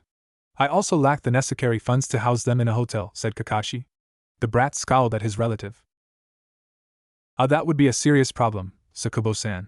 But seeing as we'll be working with each other, I guess we could help out with that, said Minato nervously looking at Kakashi and Obito who had annoyed looks on their faces. Right, Minato continued. Since Sakura-chan and Rin-chan are the only girls, we'll put them together. Sasuke-kun can go with Obito-kun, I suppose. Minato winced at the death glares that were aimed in his direction. Since they're both Uchihas and all. Naruto-kun can stay with me, I don't really mind. As for Tenzo-san and Sai-kun, can go with him. They can live in the house with the kid and me, Kakashi said. Wait a second. This is my house, you can't just invite people over, said the younger Kakashi angrily. Sakubo looked down at him with his eyebrow raised. Well, where else are they supposed to go? The both of them are quiet and Tenzo can always live in a tree if he needs to. At that Tenzo shot Kakashi an exasperated look. I smiled back at him. I guess you might have a point, huffed Kakashi, although he didn't really get the tree comment. Sakubo now directed his smile at his younger self. Good. Now that that's all settled, all of you can set off with your new roomies, except for Sasuke-kun. I need for you to come with me. Sasuke nodded and Team Minato looked at them oddly, except for Obito who was just happy he didn't have to walk home with the bastard. Well, I guess I'll see all of you later. Come on, Naruto-kun, said Minato. He was still curious about the younger blonde that looked like he could pass for his younger sibling. Kakashi waved to all of them as they all set off in different directions. He looked at the future fourth Hokage and he could guess the reason why he wanted Naruto to stay with him. He'd have to be blind and stupid not to notice all the similarities, thought Kakashi. Come on, Sasuke, let's go see the Hokage and your annoying relatives. Sasuke glared at him and ignored him for the rest of the way to the Hokage tower. Kakashi and Sasuke stepped into the Hokage's office and were greeted warmly by the Sandaime, who was sitting behind his desk with the head of the Uchiha clan standing at his side. Sasuke froze when he realized that he recognized the person that was standing there. Hello again, Sakubo-san, Sasuke-kun, this is the new head of the Uchiha clan as of a month ago, Uchiha Fugaku, the Sandaime introduced. Sasuke continued to stare at his father who, to him, had been deceased for the past 8 years. Fugaku observed the two before him with stern eyes. So this would be Hatake Sakubo-san and Uchiha Sasuke-san? Said Fugaku. He looked at Sasuke suspiciously. His eyes made Sasuke feel like he was trying to poke holes into him. Sasuke stood completely still, his eyes on the floor. Why did he feel like he was 7 years old again? It's odd that we don't have any records on an Uchiha Sasuke. Who were your parents? Fugaku demanded. Sasuke's eyes widened when he heard this. How could he tell him that he was his dad and that he would die in about 20 or so years by the hand of his firstborn son for trying to stage a coup against Konoha? He looked at the Sandaime for help, but he didn't see it and seemed to be in deep thought. My parents, well, they died a long time ago, and said Sasuke, looking between his sensei and his father nervously. Fugaku's eyebrows drew together in confusion and disbelief. Even if they died when you were young, you remember their names, don't you? Where were you born? He continued. Sasuke felt torn. He hadn't seen his father in such a long time, and now he was being interrogated by him. I can't tell you, Sasuke said, his hair covering his eyes as he continued to look at the ground. Fugaku looked more confused than ever, now more than a little suspicious and angry as well. You can't tell me or you won't? The only reason that I can think of you not being able to tell me is if they were missing Nin, but there aren't any Uchihas in the bingo book. Are you even an Uchiha? Said Fugaku, slightly annoyed. Sasuke still looked at a loss at what to say to him as the Hokage sighed behind his pipe. Fugaku-san, calm down. I'm sure that Sasuke-kun isn't lying and that he has his reasons, said the Hokage. Fugaku looked at the Hokage and sighed. Alright then, Sasuke, can you prove it? Only an Uchiha could have the Sharingan and an imposter wouldn't be able to duplicate it. Even if you are a little young, it would clear up a lot. Sasuke blinked at this revelation. Why didn't I think of something like that? Sasuke closed his eyes and opened them again, showing a fully developed Sharingan with 3 tomo in each eye. Fugaku's eyes widened in shock when he saw how advanced the bloodline was in this Uchiha that no one had ever even heard of. When did you fully develop it? Asked Fugaku, his voice thin and soft as he studied the younger Uchiha. Sasuke fidgeted under his gaze a bit. I had first activated it when I was 12 and I developed the last stage 7 months later, Sasuke told him. He went from having just activated his Sharingan to completing last stage in just 7 months. And when he was 12? Where did he come from? Thought Fugaku. Well, Fugaku-san, now that we know that he is without a doubt an Uchiha, would you mind having him stay in the Uchiha compound during his stay in Konoha? Sarutobi asked.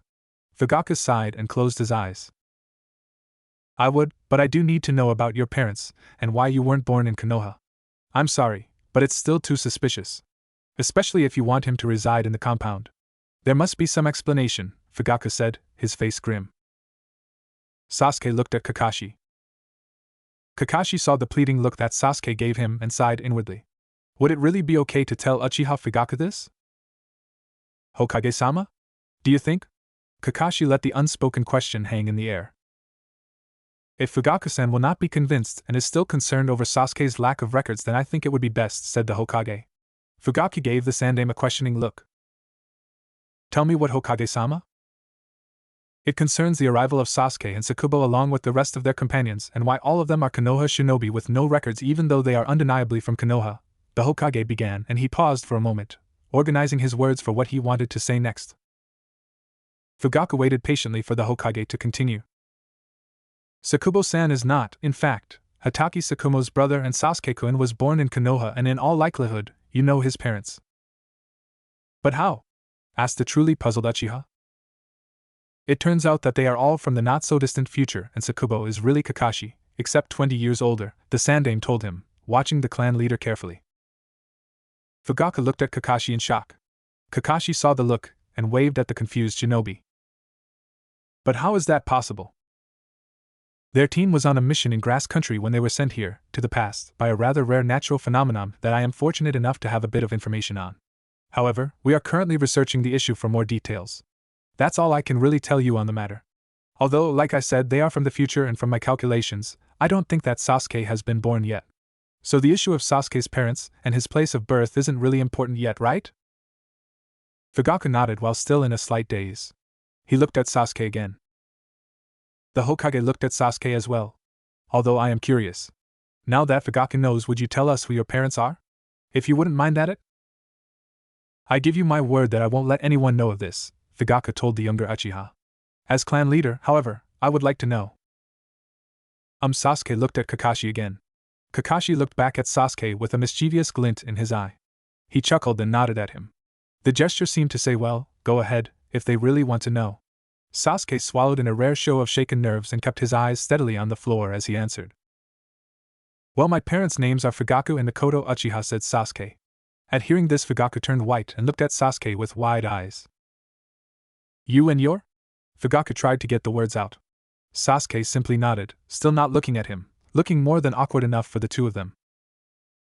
Oh, was all the shell-shocked Uchiha had to say as he sat down in one of the chairs by the Hokage's desk. The Sandaime looked at the two Uchihas in amusement.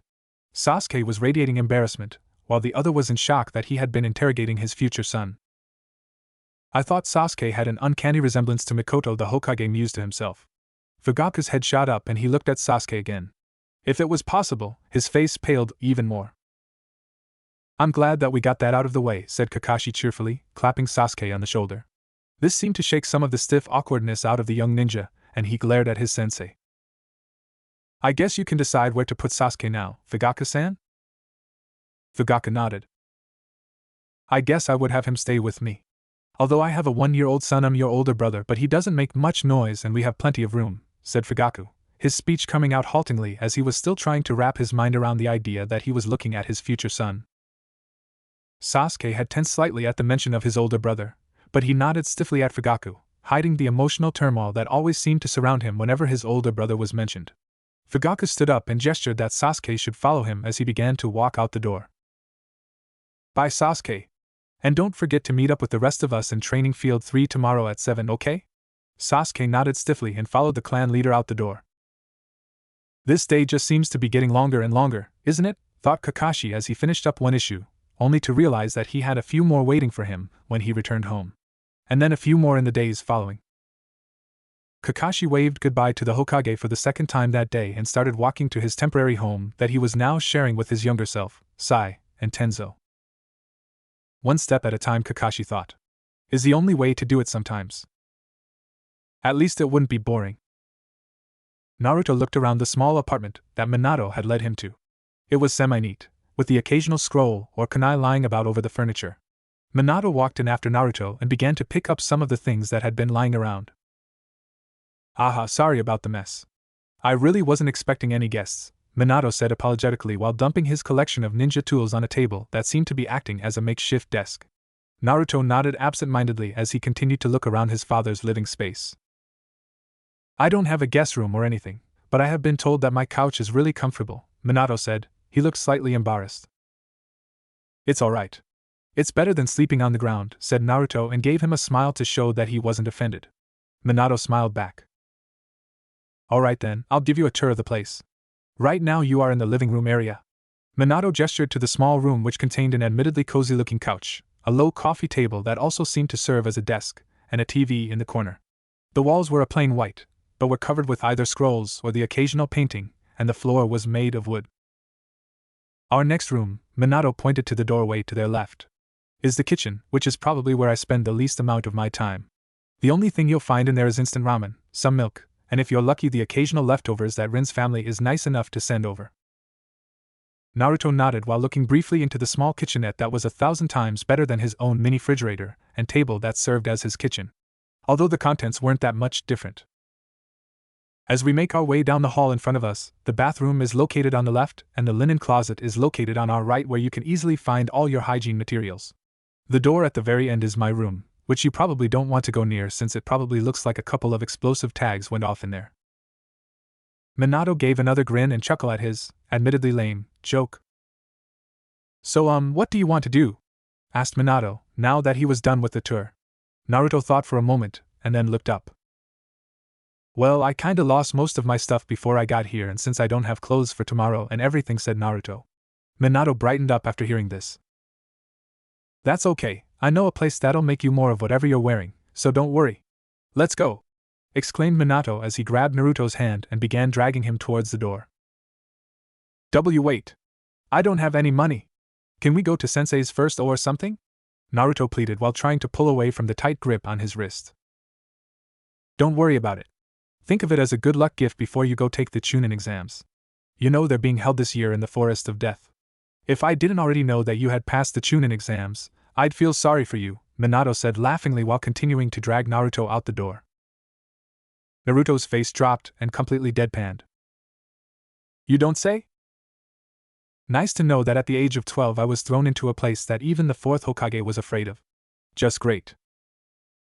With Sakura and Rin. Your parents are really nice, Rin-san, said Sakura as she looked at the books in the other medic Nin's room. I guess so, I guess since they're my parents I really can't see them that way, said Rin giggling a bit. Yeah, I know how you feel, said Sakura, giggling as well. Rin is really nice too. I wonder why Kakashi-sensei never told us about his old teammates before. So, did Sakubo-san teach you medical ninjutsu? Or did someone else? Asked Rin. No, Sakubo-sensei hasn't really taught me any jutsu in years, even though he's always willing to help. I have a master back home. She's a really talented medic nin, and she was nice enough to take me on as her apprentice. It really sounds like you admire her a lot, said Rin politely. Yeah, she taught me everything I know about medical ninjutsu, and she taught me how to use my chakra to fight one-on-one, said Sakura.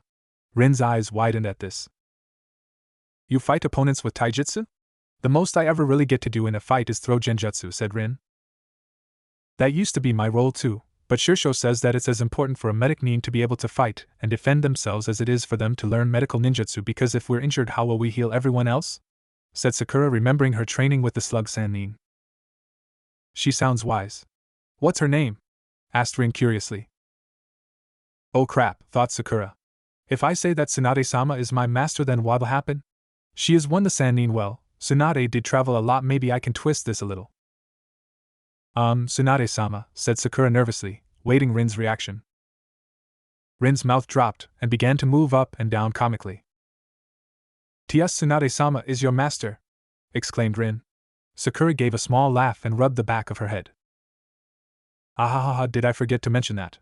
Asked Sakura, feeling more like Kakashi with each passing second. Rin deadpanned. Yeah, you might have forgotten to mention that, said Rin in monotone. Well, now you know, I guess, said Sakura. But wait. How did you get her to take you as her apprentice? I mean, I hear that she's picky with her apprentices and she doesn't practice as a ninja or a medic anymore. She just travels around with her other apprentice, said Rin. Well, I traveled around a lot too with my parents, who are retired ninjas, and when I was 11, I began my official training with Sakubo-sensei for Konoha, and when I was 12, we met by accident. I wanted to train under her and bothered her until she took me on, basically, said Sakura. I guess that isn't too much of lie. Wow, you are so lucky, said Rin in awe. Nah, if I didn't have good chakra control, I wouldn't be good at anything really, said Sakura modestly. Stop underestimating yourself. I'm sure if Tsunade agreed to train you, she saw more in you than just good chakra control, said Rin with a smile. Thanks, Rin, said Sakura, returning the smile. Don't worry, Sakura, said Rin. But if you don't mind, Rin, can you keep this a secret? I don't want anyone to know who my master is. Sometimes the reactions that I get are a little weird, if you know what I mean, said Sakura. No problem, Sakura, said Rin. With Sasuke. Sasuke walked into his old house, which even in the past was frighteningly similar to what he remembered from his own childhood. He went through the familiar motion of taking off his sandals at the front door like his father and walking into the hallway that led to the kitchen. As Sasuke and his father walked down the hallway, he began to think nostalgically of his childhood, or at least the part of his childhood where his family was still alive. Sasuke sighed as he tried to repress all the horrific images that passed through his mind's eye. He followed his father into the open door that just happened to be adjacent to the door that Sasuke had opened as a child to see his brother standing over their parents' corpses. When they walked into the kitchen, they were greeted with the sight of Mikoto feeding a baby Itachi, making cooing noises at the stoic infant. Even though he had always held his elder brother in the highest esteem, even when he had hated him, he couldn't help but find this exceedingly funny. The man had killed over 40 elite ninja in one night, had been forced to kill his entire family, excluding Sasuke, had become a missing nin, and had joined a legendary criminal organization filled with some of the most dangerous people of all ninja kind, was currently being fed by the choo-choo train. Good job, Ida-chan. You're such a good boy for mommy, eating all of your yummy veggies too. I'm so proud of you, cooed Mikoto. Even Fugaku looked slightly amused at the scene, although it didn't have the same meaning behind it as it did for Sasuke. Mikoto, we have company. Mikoto hummed as she turned to face her husband. When she caught sight of the person standing next to him, she looked at him curiously. Are you the Uchiha whom no one's ever heard of? Mikoto asked curiously. She had straightened up from leaning over her young offspring, set down the jar of baby food, and was currently wiping her hands on a towel attached to her apron. Sasuke nodded slightly in affirmation to the question, a little too shocked to speak after seeing his mother and brother alive again. Well, it's nice that we have the chance to meet you. I'm Mikoto and this is Itachi-chan, she said pleasantly and tickled Itachi a little, whose face held a small smile. It's nice to meet you, Mikoto-san, said Sasuke politely. Mikoto laughed. You can just call me Mikoto. We are family after all. We even look alike, Mikoto said cheerfully. Sasuke blushed a little as he remembered why he had loved and adored his mother so much, and Fugaku looked a little pale when Mikoto had mentioned the resemblance, thinking back on the meeting in the Hokage's office. Thank you, Mikoto, said Sasuke hesitantly. Mikoto smiled at him warmly. Don't be silly. Like I said, your family? With Kakashi. Kakashi hummed as he walked down the path that would lead him to his old family house and wondered whether or not his younger self had murdered his subordinates yet. In his mind's eye he imagined Sai with his fake smile unwittingly insulting his younger self. The chibi would lose his control and turn Sai into a porcupine using saban needles and kunai. Tenzo would then proceed to have a panic attack and his younger self would probably go after him too. Fortunately, he had enough faith in Tenzo to believe that he would have enough skill to not get skewered by kunai even if he was having a panic attack. Kakashi chuckled to himself as the movie in his head ended. However, he seriously wondered what they were doing. Guess I'll find out soon enough, thought Kakashi as the house came into view. As Kakashi came closer to the house, he didn't hear any sounds that indicated an argument or a battle and figured that they were probably ignoring each other, hopefully. When Kakashi stepped into the house after removing his sandals at the door, he called out, "I'm home," and walked into the living room. Sitting on the floor on one side of the table was his mini-self glaring at the slightly nervous-looking Tenzo and the smiling Sai. Kakashi smiled at them all. Well, nice to know that you're all getting along, Kakashi said with only a slight hint of sarcasm. Tenzo and the younger Kakashi glared at him. Right, Kakashi thought, sweat gathering on the back of his head when he saw the looks. Well, no one ever said that my life was boring. When Sasuke woke up the next morning, he had panicked slightly when he realized he was in his old room. But after a while he managed to convince himself that this was not another nightmare about his past, and that he was actually in the past rather than dreaming about it. Sasuke sat up on his futon and rubbed the sides of his head. Seeing his mother and father again had taken a lot out of him emotionally, as well as seeing his older brother as a freaking baby. It was difficult to see him and think of all the things that he would have to live through in his short life. However, nothing could be done unless he wanted to destroy the time/space continuum or whatever existed out there. Sasuke sighed in frustration. He would have to take this out on Naruto or Sai once he got to the training grounds. The training grounds. Sasuke thought, slightly panicked as he flipped back the covers and looked at the clock. It read 6:40 a.m. Alright, I'm not late yet, but I will be if I don't hurry, thought Sasuke as he put on the t-shirt and standard shinobi pants that his father had lent him. Sasuke walked quickly into the bathroom that was next to his room and quickly did his normal morning routine with some borrowed toiletries from his parents. He then pulled on his coat, wrist guards, and lastly he grabbed his kunai pouch and his chikuto. After strapping on the weapons and looking at the time, 6:47, he walked out of his room and into the hallway. As he entered the kitchen, he was greeted with the oddly familiar sight of his mother cooking breakfast and his father sitting at the table reading a newspaper. Although the sight was slightly different, being that he was 10 years older, his parents were 10 years younger, and instead of his brother quietly brooding, he was chibified and in a little baby seat playing with colorful foam toys. Sasuke stared at the odd sight of his brother and shook his head to try and get rid of the lingering disbelief. Good morning, Sasuke-kun. Would you like some breakfast? Asked Mikoto pleasantly. Sasuke shook his head. I'll be late, explained Sasuke to his mother, although she herself didn't know she was. Alright then. I'm going to make lunch at 11:30, so if you'd like to eat here, come at around that time if you can, said Mikoto as she began putting some food on 2 plates. Thank you, Mikoto-san, said Sasuke. Mikoto smiled at him. I thought I told you to just call me Mikoto, she scolded lightly. Hurry up though. You don't want to be late. Sasuke nodded and began to walk towards the door. Sasuke! Yelled a loud and obnoxious voice that could only belong to one person. Sasuke put his hand on the door frame and groaned. Naruto, I'm going to kill you, thought Sasuke murderously. Mikoto giggled slightly. I think your friends are waiting for you, she said. Fugaku simply glanced at Sasuke from over the top of his newspaper and raised an eyebrow. What kind of friends was his son making?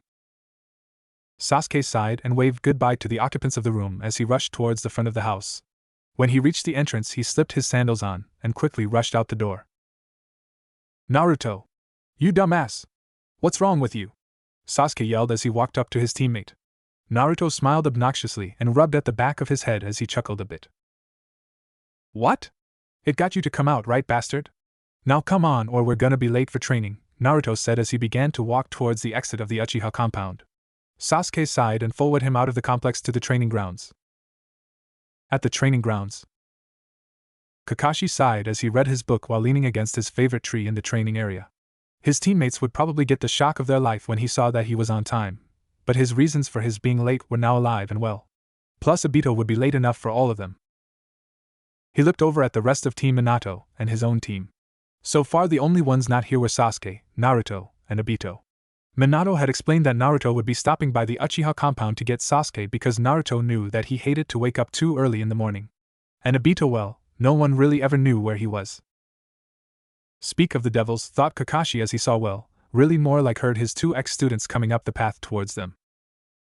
Did you really have to yell, you total idiot? Knocking would have been fine, you know, said Sasuke with his eyes narrowed at the blonde. Are you still complaining about this? Naruto asked, looking up at the sky with his hands behind his neck. Yeah, I'm still complaining. That was stupid. Although I guess I shouldn't expect anything better from you, moron. Naruto narrowed his eyes, matching the look that Sasuke was giving him except with a slightly more petulant scowl. I was concerned for my safety, bastard. Most people who try and wake you at close range end up getting blown up, Naruto growled at the Uchiha. That happened only one time, Sasuke growled back. Kakashi chuckled behind his book at the two and Sakura simply sighed and pulled the two down next to where she was sitting. Minato smiled at the group. Well, the only person left to show up is Obito now, said Minato cheerfully as he laid back down on the grass. Sensei, you know that Obito won't be here until at least 9. Can we start now? Said Kakashi, annoyed, while stabbing the ground with a kunai. Minato smiled patiently as he put an arm over his eyes to block out the sun. Kashi-kun, you know that we can't start until everybody is here. We'll just have to wait a bit is all, and you never know, this might be the day where Obito shows up on time, said Minato cheerfully. Kakashi scoffed, and stabbed a little more viciously than before. Sakura frowned though at the exchange. When had Kakashi not been late? This Kakashi seemed worlds different from the one that they knew. Well, except for the cold arrogance that showed up occasionally when he was fighting someone, but otherwise the Kakashi she knew was more like Minato-san and Obito-kun. What happened to him? She thought as she looked at the two Hatakis. -3 hours later. The two teams were in varying states of sleep. Sasuke had dozed off slightly while Naruto was in the middle of fighting off sleep with his head nodding as he tried to stay alert. Minato had also dozed off while the older Hataki had slid down the tree to rest it against a root as a makeshift pillow. His book acted as a sun visor for his one eye. His younger self had given up on his mission to mutilate the ground and settled for lying on the ground napping alongside his sensei. Sai was doodling in his sketchbook while Tenzo looked bored sitting cross-legged with his head in one hand. Sakura and Rin were talking to each other quietly and giggling every couple of minutes. Everything was quiet. Did I make it? Did I make it? Someone yelled in the distance. T. The younger Kakashi sat up from his position from the grass and groaned, shaking his head as he got up off the ground, wiping his pants off as he stood. He gave his sensei a small kick which caused Minato to jump slightly, and he immediately sat up trying to look alert, while rubbing the sleep from his eyes. Was it? He mumbled, getting up as well. The other member of Team Minato got up too, along with Team Kakashi, except for Naruto. He seemed to have finally succumbed to sleep and was snoring. Sasuke rolled his eyes and gave Naruto a quick jab in the ribs with his foot. Naruto's eyes popped open and he looked around wildly. What'd I miss? He asked, his voice thick with sleep. Sasuke scoffed and glared down at the moron, in a friendly way of course. Get up, dumbass, the other idiot decided to make his appearance, said Sasuke. Naruto glared at Sasuke in response. Geez, couldn't you be a little gentler? Whined Naruto, rubbing his ribs where he had been kicked. Sasuke rolled his eyes and turned towards the other Uchiha that was running, and stumbling, towards them. Did I miss anything? Said Obito frantically. I'm not too late, am I? He lifted his goggles and rubbed his eyes slightly before putting them back in place. No, you didn't miss anything, Obito-kun, Minato said with a kind smile. Obito smiled back gratefully. So what's the excuse today, Obito? Asked Kakashi with a scowl. It'd better be a good one. You're 3 hours late. Shut up. I was going to make it on time, but my mom needed help around the help and then there was a cat in a tree. So I had to help it, right? Said Obito, confident with his explanation. Both teams' sweat dropped at the pathetic excuse. Idiot, you're a ninja. You should follow the rules and regulations. Being on time is just one thing that a competent ninja should do naturally, Kakashi scolded him. Obito went red. Bastard, Obito growled. Minato quickly stepped between the two. Stop, you two. Obito, try not to be so late next time, and Kakashi tried to lighten up, Minato told them sternly. Both boys looked at the ground and muttered their understanding. The members of Team 7, namely Sasuke, Naruto, and Sakura, were extremely confused. How could this be their sensei? Since when did he care about rules and regulations? Wasn't he the one that told them that those who broke the rules was called trash, but those who didn't take care of their comrades were even lower? Didn't he tell them that teamwork was the most important thing to know? The same thought was running through all of their minds. Was this really the Kakashi that they knew? Naruto had been sitting by the bridge that his team would regularly meet at some time in the future while enjoying the peace that having a day to himself brought. He had been thinking about going to bug Sasuke or something, but being in the past put Naruto in an oddly melancholy mood that was out of character for him. He sighed and peered into the water below him. The past brought up all these weird thoughts in his mind that he normally didn't dwell on, like with his parents. Naruto looked up at a sudden noise and looked at the end of the bridge to see Obito and Rin arguing while they were walking quickly towards him. Naruto's brow furrowed as he watched them walk up to him. Rin looked at Obito pointedly and Obito huffed as he marched straight up to Naruto. When he was directly in front of him, he began to fidget and look at the river that was below them. Naruto-san? Said Obito hesitantly. Naruto raised an eyebrow at his behavior, but looked up to face him anyway. Yeah? Encouraged Naruto. Well, I was wondering, Rin and I were wondering if maybe you would help us with something? Said Obito while still not looking at him. Sure, what do you guys need help with? Naruto asked curiously. Obito looked back at Rin and shuffled his feet a bit. Rin waved her hand to urge him on. Well, we were wondering if, we thought you might want to that is Obito fumbled before Rin cut him off. What Obito is trying to say, said Rin as she walked up next to Obito, is that we wanted to know if you would help us catch Kakashi-kun without his mask on. The two of them looked at him expectantly. Both of Naruto's eyebrows flew up as his mind registered what they were asking of him. Flashbacks to Team 7's last attempt to look under Kakashi's mask raced through his mind. Had Kakashi been wearing this mask forever or something? Naruto's facial expressions changed so quickly that the two genin took a small step back in fear. Naruto gave a feral grin as he came to a very important realization. Wouldn't unmasking a mini Kakashi be 10 times easier than unmasking a fully grown one? As he began to chuckle evilly, Obito and Rin began to cower slightly. He turned his grin to the two of them. No problem. Me, Sakura, and the bastard have been trying to unmask Kasakubo-sensei for a while now. So, I guess we can help you out with the Chibi-sensei. I'll go get them and we'll meet back here at noon, okay? Said Naruto with the grin still on his face. Obito and Rin returned his grin when they realized that he was going to help them. Come on, Sakura-chan. We've been trying forever and with the mini Kakashi we might have a chance. Naruto whined to his female teammate. Sakura sighed as she leaned against the fence behind her and crossed the arms. I don't know, Naruto. I mean, it was just plain embarrassing the last time we tried and I don't think it'll be the same as looking at the older Kakashi's face, said Sakura as she closed her eyes and sighed. You can't tell me that you're not still interested. Naruto pressed. We even have extra help. Naruto even pouted a little for extra effect. Sakura peeked one of her eyes open and immediately regretted it once she saw the pout. She hung her head and let out a sigh of exasperation. Alright. I'll play along. I guess you want to try to get Sasuke into your lame-brain scheme again? It won't be easy, you know, said Sakura. Naruto gave her his famous fox grin. Don't worry about the bastard. I can get him to join in, Naruto said as he began to chuckle evilly for the second time that day, and certainly not for the last time. Sakura eyed him warily and shook her head. Once Naruto got motivated about one of his stupid schemes, it was hard to dissuade him to do otherwise. Well, good luck. I guess I'll see you at the bridge in an hour, said Sakura as Naruto sprinted in the direction of his next stop. The Uchiha compound. Sasuke! Screamed Naruto outside of the house Sasuke was currently staying in.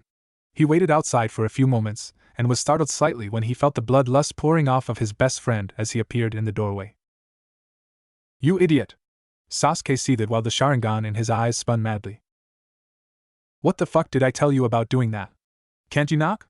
He asked while stomping his way towards Naruto. Sorry about that, Naruto said meekly while rubbing the back of his head. Sasuke sighed and rubbed his temple to ward off the upcoming headache. What do you want? Asked Sasuke tersely. At this, Naruto grinned as he was reminded of his purpose. Hey, Sasuke, said Naruto slyly while giving Sasuke his famous fox grin. Sasuke stopped rubbing his head and looked up at his teammate. What? He asked cautiously. Remember that time when we tried to see what Sensei's face looked like? Asked Naruto slowly as if he was just bringing back fond memories from their childhood. Sasuke narrowed his eyes at his friend. Yeah, it was kinda hard to forget seeing as how many times we embarrassed ourselves. Why? What about it? Asked Sasuke while keeping his narrowed eyes fixed on Naruto as he crossed his arms. Well, began Naruto. I was sitting on the bridge earlier when Chibi Kakashi's teammates approached me with an interesting offer. Sasuke raised an eyebrow. And? Sasuke asked impatiently. Well, they had asked me whether or not I would help them take off Kakashi Chibi's mask, and I said that we would help, said Naruto with a smile. No, stated Sasuke simply as he turned to go back inside the house. What? Why not? I already got Sakura-chan to agree, whined Naruto. Sasuke rolled his eyes. Naruto, is your attention span really that short, or are you just stupid? Didn't you hear me earlier? The last time we tried that it was just embarrassing. Why would I want to do it again? Well, maybe because this time we're dealing with a less experienced and younger Kakashi, and we have reinforcements, said Naruto cheerfully. Sasuke sighed. But still, Kakashi was a prodigy, or rather is a prodigy, and he's twice as antisocial and paranoid now than he was the last time we tried it, Sasuke said as he continued on his way back to the house.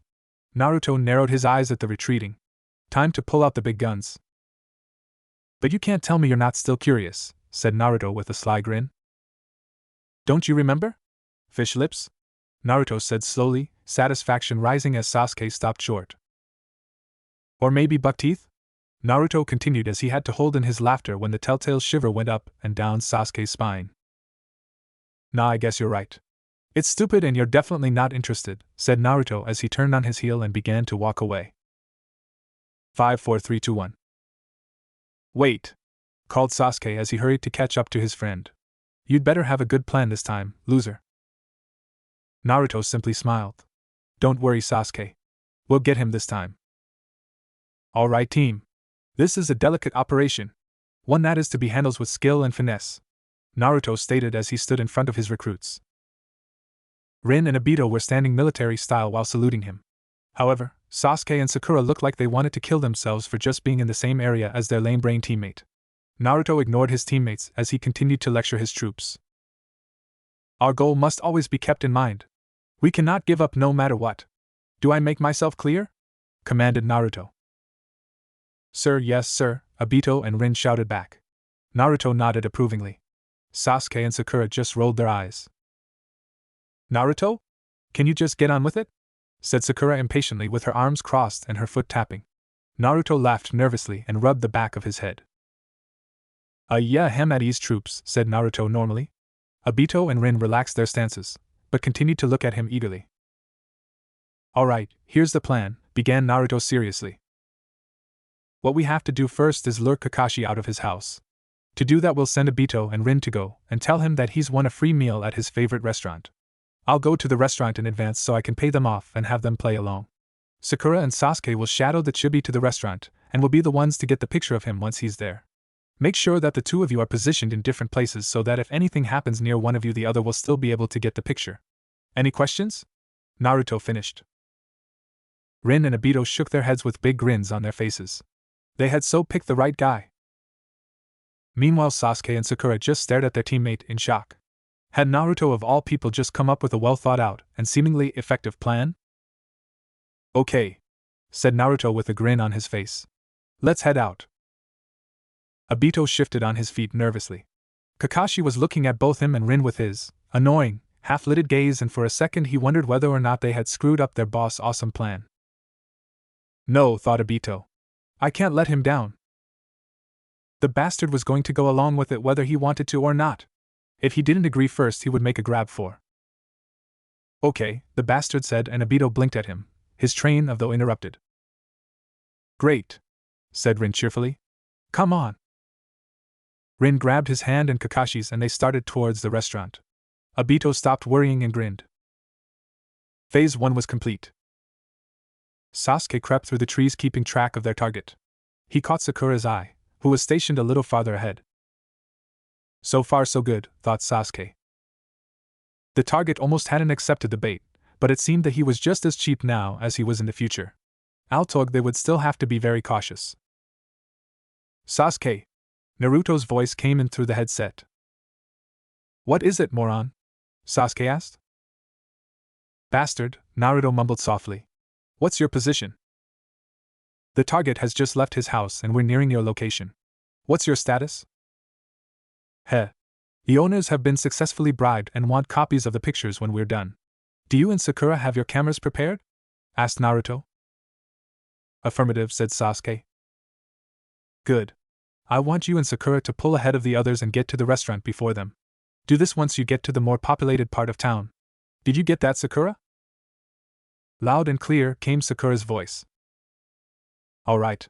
I'll see you soon, said Naruto and he disconnected. Sasuke shook his head.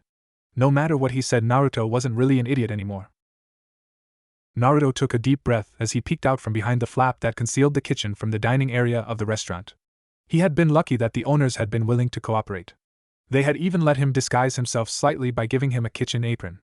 Well, it might not have been a great disguise, but it stood out less than the neon orange that he normally wore. Naruto sighed in relief when Sakura and Sasuke, who were wearing illusions, had arrived. They sat in seats on opposite sides of the restaurant, but would still have a clean shot of their target's face from what had been reported to be Kakashi's favorite place to sit. Just as they had gotten settled, Naruto spotted his other two accomplices with the target. Naruto gave another foxy grin as he ducked behind the flaps that hid the kitchen. Kakashi would be lying to himself if he said that he wasn't feeling suspicious, but it was his favorite restaurant, and he couldn't sense anything wrong with his teammates' chakra signatures to suggest that they could be enemy ninja. So what was wrong with treating himself to a little free meal every once in a while? The small smile that stretched across his face was hidden by his mask as the restaurant came into view and he could smell the mouth-watering scent of good food cooking in the kitchen. Obito chuckled nervously and held the flaps open for Kakashi. Kakashi raised an eyebrow at the crybaby Uchiha. Well, that's a little weird, thought Kakashi, but he shrugged and sat down in his usual seat. His two teammates, who were still chuckling nervously and fidgeting slightly, sat across from him as the woman who owned the restaurant came up to their table. Kakashi-kun, I see you came for your free meal, she said while winking at him. Kakashi rolled his eyes in his mind at the childish treatment he was getting, but kept his face an emotionless mask as he nodded curtly at her. Well, what would you like today? She asked eagerly. Kakashi crossed his arms and thought for a moment. Miso with eggplant, he said after a tense few seconds. The older woman's sweat dropped as she turned to the other two young shinobi to ask them what they wanted. Obito and Rin's sweat dropped too, seeing as that was what Kakashi ordered all the time. Although this time he wouldn't be able to trick them into looking away when he began to eat. While keeping this in mind, Obito and Rin placed their orders and grinned as they thought, finally, we'll get to see Kakashi's face. After a few nerve-wracking minutes of failed small talk, the small group sat in an uncomfortable silence as they waited for their food. Obito and Rin jumped as they heard the old woman make her way from the kitchen to their table. Here you go, Kakashi-kun. Your free meal for being such a loyal patron for such a long time, said the woman while she placed down the meal in front of Kakashi. Kakashi nodded and unfolded his arms to pick up a pair of chopsticks. Obito and Rin were so dazed by the upcoming moment of truth that they didn't even notice their own orders were being set down. Ba-bump. They all gulped simultaneously when he slipped the paper wrapping off of the chopsticks, and made as if to break them apart. Ba-bump. Well, he said, his voice had a wry tone to it. The two of them stared at him, confused. Aren't you going to eat your food? You've been staring at me for almost a minute now. Obito and Rin nodded and picked up their own chopsticks. Ba-bump. Kakashi shook his head and sighed. He broke his chopsticks apart, and murmured a quick thanks for the meal as he began to pull down his mask. Ba-bump. Both Rin and Obito had frozen in their seats again as they stared at the boy in front of them. Was he going that slow on purpose? Ba-bump. Sasuke, Sakura, and Naruto held their breaths too as they figured their plan might actually work for once. Ba-bump. Lower and lower and lower, and then crash. All heads in the small restaurant turned towards the entrance as the tense moment was broken by the loud noise and the green blur that came barreling into the restaurant. "My greatest rival!" bellowed a small boy in green as he crashed into Kakashi's table. "I challenge you to a greatest rival?" asked the once confident boy weakly as he stood atop of the flattened table facing his murderous-looking rival. All eyes had turned back to Kakashi, and they groaned when they realized that he had pulled his mask back up. "Guy," said Kakashi slowly with his head facing the floor, looking at his free meal ruined on the floor and under the sandals of a certain green-clad ninja. At the acknowledgement from his greatest rival, Guy perked up again and gave his best pose along with the thumbs-up wink sparkle combo to his audience. "Yes, greatest rival?" he asked while keeping up his pose. "Start running," said Kakashi in a low voice as he kept his face to the ground. "Yes. What a wonderful youthful challenge running is." "Guy," said Kakashi as he snapped the chopsticks that were still in his hand. Guy deflated again as he dropped his pose and looked curiously at the other boy. "Yes, greatest rival?" asked Guy. Kakashi finally looked up and the other occupants of the room froze at the pure murderous intent that radiated from him. "I said to start running," said Kakashi as he finally sprang into action. Taking 2 kunai knives from his side pouch, he flung them at the boy in front of him. Guy threw himself out of the way and finally began to run back out of the restaurant with Kakashi throwing more kunai as he followed him. Both Obito and Rin were slack-jawed as they looked at the 2 kunai that had embedded themselves in the wall behind them, and then at the 2 running figures outside. Phase 3? Not so complete. Operation Trick Kakashi failed. Their small group gathered outside of the restaurant after they had fixed up the restaurant and apologized profusely to the owner for what had happened. All of them looked rather depressed as their plans had once again been ruined by some random act of God. Naruto spoke first. "Well, that didn't go as well as I had planned." "Sorry guys," said Naruto as he kicked a small rock near his foot dejectedly with his hands in his pockets. "It's okay, boss. No could have predicted that that freak of nature was going to barge in right at that second," said Obito quietly. Rin nodded. "HN," was the eloquent reply from Emo Boy Wonder as he crossed his arms and looked away from them. "Yeah, don't worry, Naruto. It was a really good plan. We almost got him," Rin said, offering him a weak smile. "Yes, you almost did," said a familiar voice from behind them. All of them turned to face their 119th surprise for the day. Team 7's jaws fell open when they saw their sensei leaning on the wall next to the restaurant entrance. "Kaka," Naruto stuttered incoherently. Sakubo chuckled as he flipped the page of his Aika Paradise book that he was fortunate enough to have brought with him from the future. "You had great teamwork. Good job," he said while giving a happy eye smile over the top of his book as he turned and began to walk away from them. "Wait. Sakubo-sensei, you planned that? That's so not fair," yelled Naruto as he was shocked out of his stupor. Sasuke and Sakura simply grabbed the back of Naruto's shirt and sighed as he made to charge the gray-haired man that was now waving at them while he continued walking down the street. "Make complete." "All right, everyone," Minato began. The Chunin exam participants-to-be were lined up in front of him. "As you already know, Sai is going to be joining my team so that they can enter the Chunin exams since Kakashi-kun already passed 4 years ago." Kakashi, who was standing next to Minato with his arms crossed, nodded in response to the acknowledgement. "Wait a minute! How old is this kid? 9? How could he have passed the Chunin exam at all, never mind 4 years ago?" said Naruto in disbelief while pointing at the midget standing next to the future Yondaime Hokage. "For your information, I'm 10 and maybe I passed because I'm just better than you are," said Kakashi condescendingly. "You little brat. I oughta dash." Naruto started to stalk towards Kakashi, intent on causing bodily harm. However, Sakura and Sasuke grabbed both of his arms to hold him back. "Naruto, calm down," Sakura said impatiently. "You did kinda start it." "Yeah, moron," Sasuke added. "Just stop it already so we can get this over with." Naruto pulled himself free from their hold and huffed while straightening out his clothes. "Fine, whatever," he said while glaring as discreetly as he could at the mini version of his sensei. Minato chuckled nervously while rubbing the back of his head. He gave a small cough to get their attention back on him. "Well, anyway," he said awkwardly. "As I was saying, Sai will be joining Obito and Rin to take the Chunin exam. Since they've never worked together before, I've signed them up for a few D-ranked missions in addition to the normal training sessions so that they get used to working together as a team before the exam, which is in 2 weeks. "What? Sensei? I thought we would be done with the D-ranks by now." whined Obito at the mention of the D-rank missions. Minato sighed. Well, Obito, you are still a genin, and it is your job to take on both D ranks and C ranks. However, we don't have time to do any C ranks and train before the exam, so this is how it's going to be. Okay? Minato said sternly. Obito looked down at the ground and shoved his hands into his pocket as he sulkingly mumbled that he understood. Minato gave him a small smile. As for the rest of Sakubo's team, they'll be training under Sakubo-san and Tenzo-san for the next 2 weeks. The Hokage already gave them the required number of missions that they needed to enter the exam, said Minato. Obito's head shot up at this new pace of information. Wait, what? How come they don't have to do D-rank missions? That's not fair, Obito complained. Well, they've already been working together for a long time and they've already become chunins, although they have to retake them since we seem to have misplaced the records because of their long-term absence, Minato stated calmly. So they only have to do some mild training to keep them from getting a little rusty while we work on our teamwork. Obito accepted this grudgingly, but he still muttered angrily to himself about the unfairness of the situation. Alright. No wimpy D-ranks for us, cheered Naruto while bringing his arms to support the back of his neck, a cheeky grin on his face.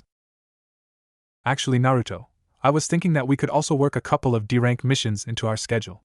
Even though I will admit that your teamwork has improved over the years, practice makes perfect, right? Said Kakashi while giving them all a friendly eye smile. Team 7's jaws dropped and Naruto started to twitch slightly. What? Sensei, this has to be a joke, right? Screamed Naruto while pointing dramatically at Kakashi. Sasuke voiced his agreement while crossing his arms and glaring menacingly at their teacher. Sakura bit her lip and refrained from arguing, knowing that it would do them no good once their sensei had set his mind on something. Nah. Obito childishly stuck his stuck out and pulled on his lower lid. Naruto bristled at the sight and started to make rude hand gestures when Kakashi grabbed him and gave him another eye smile, albeit a more threatening one. Now, Naruto, we all need to keep improving our skills no matter how skilled we think we might be in a particular area. That would include something like teamwork, am I right? At this, Kakashi's eye opened and he locked Naruto's eyes in with a threatening glare as thunder and lightning stormed in the background. Naruto chuckled nervously. You may have a point, sensei, he conceded while tugging his hand out of Kakashi's grasp. The tense atmosphere immediately disappeared and the eye smile was back in place. Good, I'm glad that you understand. Sasuke, do you agree as well? Kakashi said cheerfully. Sasuke paled slightly, quickly turning his head away while nodding his agreement. Alright then, Minato-san, is there anything else that you need to say? Said Kakashi while turning towards his ex-teacher. No, I don't think so. Well, okay then. Sai, Rin, and Obito, come with me. We're going to go and get briefed on our first mission, said Minato cheerfully as he started to march them off to the Hokage Tower with enthusiasm. You know, as much as I admire the guy, I so do not envy them, said Naruto in disbelief as his idol/father was actually excited about D-rank missions. Hell, even to pretend to be excited about them was like a crime against humanity, or something. Naruto sighed. He still couldn't believe that he had to take these damn things again. 1 week later. Damn it! Naruto yelled in frustration as he pulled on the leash of a huge dog. Why did these things never obey him? Hell, he was older now and more powerful, so shouldn't they naturally be in awe of his awesome powers? Naruto looked up at the path in front of him and paled. Not again! Stop! Yield! Sit, damn it! Yelled Naruto frantically as the pooch began to make his way towards the field mine. Now I know where your damn kids got it from! Naruto continued to yell as he began to pull as hard as he could in the opposite direction. Kakashi, Sasuke, Sakura, and Tenzo sighed as they watched the dog enter the field of mines. Boom! As much as he has improved, he never really changes, does he? Kakashi stated while he leaned against a tree. Grunted Sasuke as he started walking again with his own smaller and more obedient dog. I'm not sure whether or not that's a good thing or a bad thing, Sakura sighed as she began to follow Sasuke. With Obito, Rin, and Sai. Damn D-ranks, damn garbage, damn river, damn, grumbled Obito as he viciously stabbed garbage and roughly put it into the bag he was using to clean up the riverside. Rin rolled her eyes as she went about her job more quietly. Sai couldn't for the life of him figure out why Obito was complaining so much. A mission was a mission, right? No matter what the rank. Well, Naruto was complaining a lot like this too. Maybe I could be friends with Obito like I am with Naruto if they're so similar, thought Sai as he calmly picked up his own trash. Now what did Misaki's Guide to Understanding Your Man say again? Oh yeah, when you want to communicate with your man when he's upset, it's a good idea to flatter him and make him feel better. Obito-kun, called Sai. Obito looked up and blinked in surprise as the new member of his team addressed him. What? He nervously asked the weird smiling boy. I wouldn't worry, although you have a lot of similarities with Naruto-kun, I'm sure that your dick is bigger, Sai said with a smile. There. That was a great compliment. I'm sure he feels better now. Obito had no idea what to say. As soon as the sentence ended, he was sure that his brain had short-wired. In the meantime, his body decided to take a vacation as his mouth went slack and he dropped his bag and trash-picking stick. Rin and Kakashi were in similar situations, and although Kakashi had no bag to drop, he was equally mortified for his teammate as he sat at the base of a tree next to the river. Minato was unfortunate enough to have been sitting in a tree, although not for very long. Obito couldn't quite get his brain back into gear. Sai gave him another smile and continued to work. 5, 4, 3, 2. What? The day before the Chunin exams. Naruto clenched and unclenched his fist as he stood in front of the Kakashi with his teammates and Minato's team. Tomorrow was the big day and they had all gathered here together for the first time in 2 weeks to receive the papers that would get them into the Chunin exam. Kakashi was standing with his ever-present Ika book in hand and Minato was next to him smiling and looking up at the sky. The mini Kakashi was on a mission with another team until tomorrow, and Tenzo had decided to help the Hokage research today, seeing as nothing would happen until tomorrow, and the only thing that the proctors could do now was wait until the exam started. As a few minutes passed, Naruto began to twitch slightly. What the hell were they waiting for already? Was this some kind of weird test? Did they think that he didn't have enough patience to be a ninja? Was that it? What is Kakashi? Calm down, Naruto. Your eyebrow is going a little haywire there, said Kakashi while not taking his eyes off of his book. Naruto's eyebrow twitched a little more, although more out of annoyance than anxiety. Well, would you get on with it already? We've been standing here forever, said Naruto crossly. Kakashi looked up from his book and gave him a smile. I guess so. Although I just got to my favorite part, and Kakashi began when Sakura cut him off. Sensei, we really don't need to hear about your stupid book. Just give us the damn papers so that we can fill them out and go take the test tomorrow, said Sakura while crossing her arms and looking at her sensei sternly. Kakashi chuckled and put his book back into one of his pouches. All right then, he said as he pulled the papers out of one of his pockets. He held them in front of his team and said, although if you're not sure, you should tell me now. The Chunin exams isn't for the faint of heart, and Kakashi was cut off once more. We know, Sensei. All of them, including Sasuke, yelled as they grabbed their admission papers. Kakashi chuckled while shoving his hands into his pockets as he began to walk off. He gave Minato a nod and the future Hokage nodded back. Minato sighed and pulled his own team's paperwork out of his pocket. The same goes for you guys. If you don't feel up to this test, then you shouldn't take it. What's it gonna be? He said seriously as he held the papers in front of them.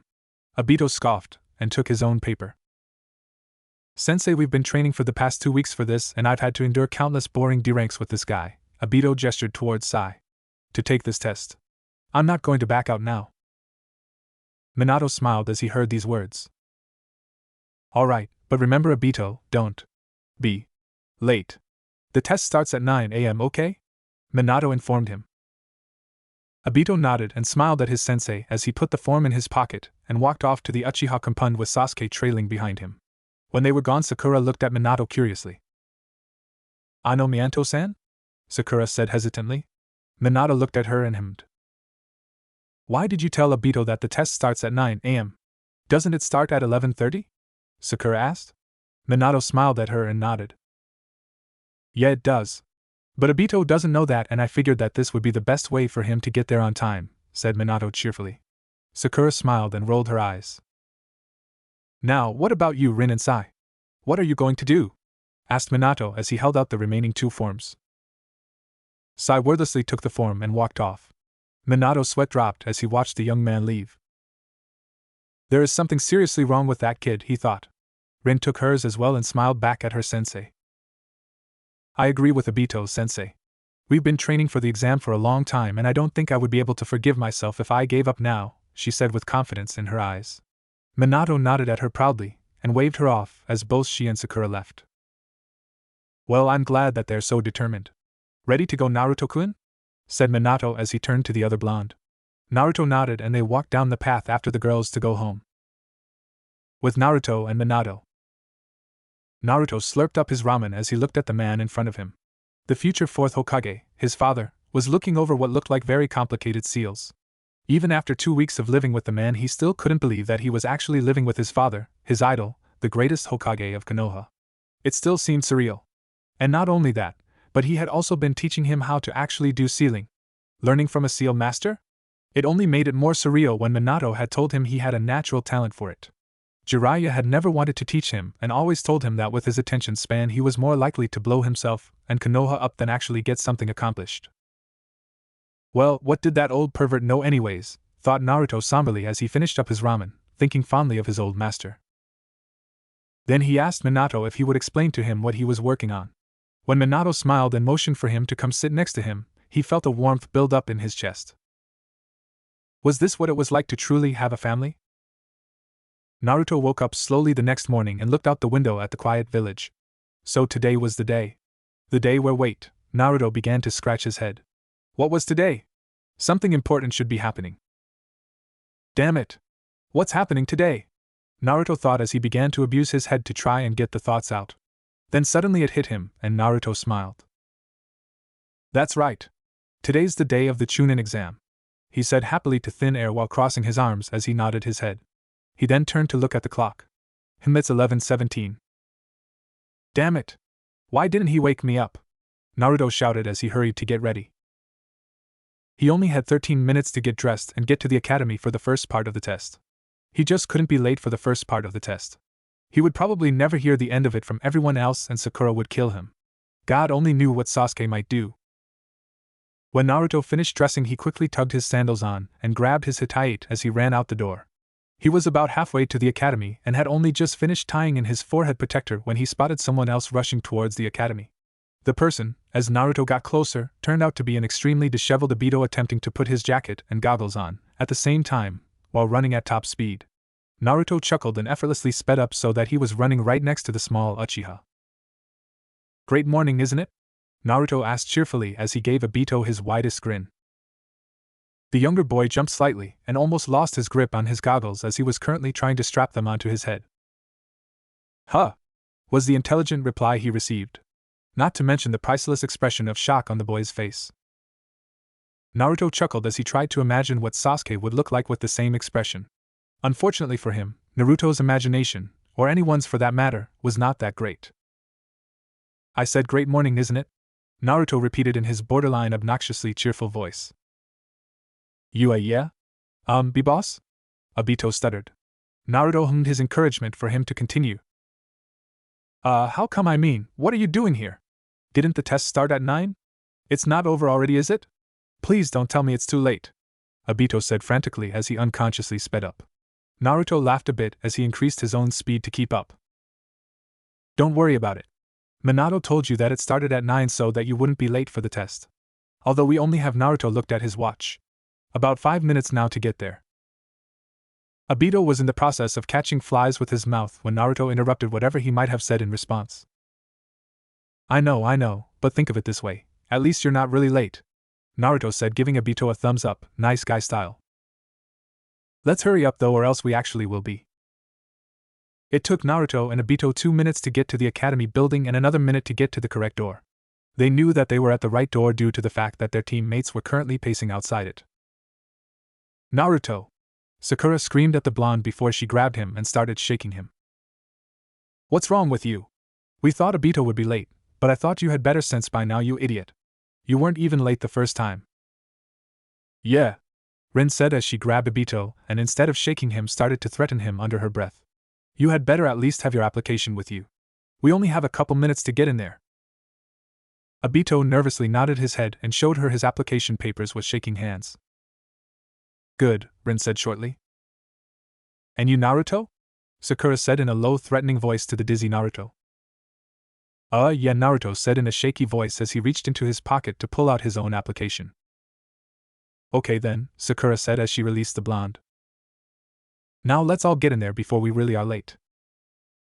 Sasuke hined as he grabbed Naruto's elbow and dragged him through the door with Sakura following them closely.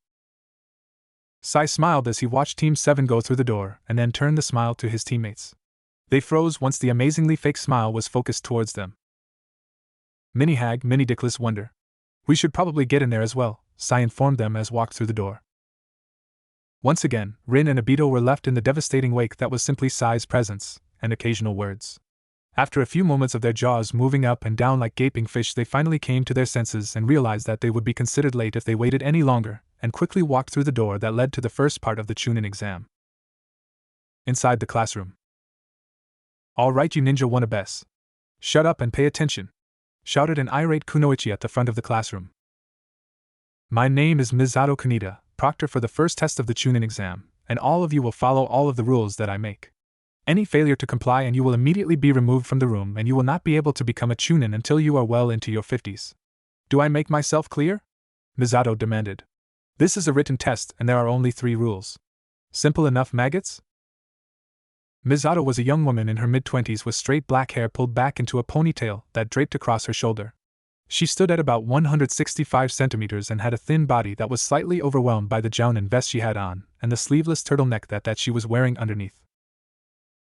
After she was sure that she had their attention, she turned to the chalkboard behind her and picked up a piece of chalk. "The first rule is this. This test is based on a point reduction system and you're all starting off with 10 points. This test has 10 questions and for every question you get wrong 1 point is taken off," Misato said as she wrote all of this down on the board. "The second rule is that this test will pass or fail teams based on the total score of all 3 members. And finally, the third rule is that if you are caught cheating by any of the sentinels positioned around the room, 2 points will be taken off of that person or person's score. Therefore, if you are caught 5 times, you will receive an automatic 0 without your papers ever having been graded, and you'll be asked to leave the classroom." At this statement, many groans were heard throughout the crowd of aspiring Chunin. After Misato finished writing the rules on the board, she turned around and banged the chalk against the board. "Shut up. If anyone is stupid enough to be caught cheating doesn't deserve to be here. If you little rat bastards want to call yourselves shinobi, then show us what you can do," Misato finished. "Oh, and I almost forgot to mention," she gave them all a grin that sent shivers down their spines. "If any candidate should get a 0 and fail the test, then the rest of his team will fail with them." She began to laugh maliciously. "Geez," thought Naruto from his spot in the room. "This lady is almost like a cross between that psycho lady, Anko, and that weirdo Ibiki. If we were in the future instead of the past, I'd say this was their love child or something." Naruto paled at the thought. "We're all doomed. Anyway, you will line up in an orderly fashion and hand in your applications to receive one of these." At this, Misato held up a square card with the number 1 on it. "This will tell you where to sit.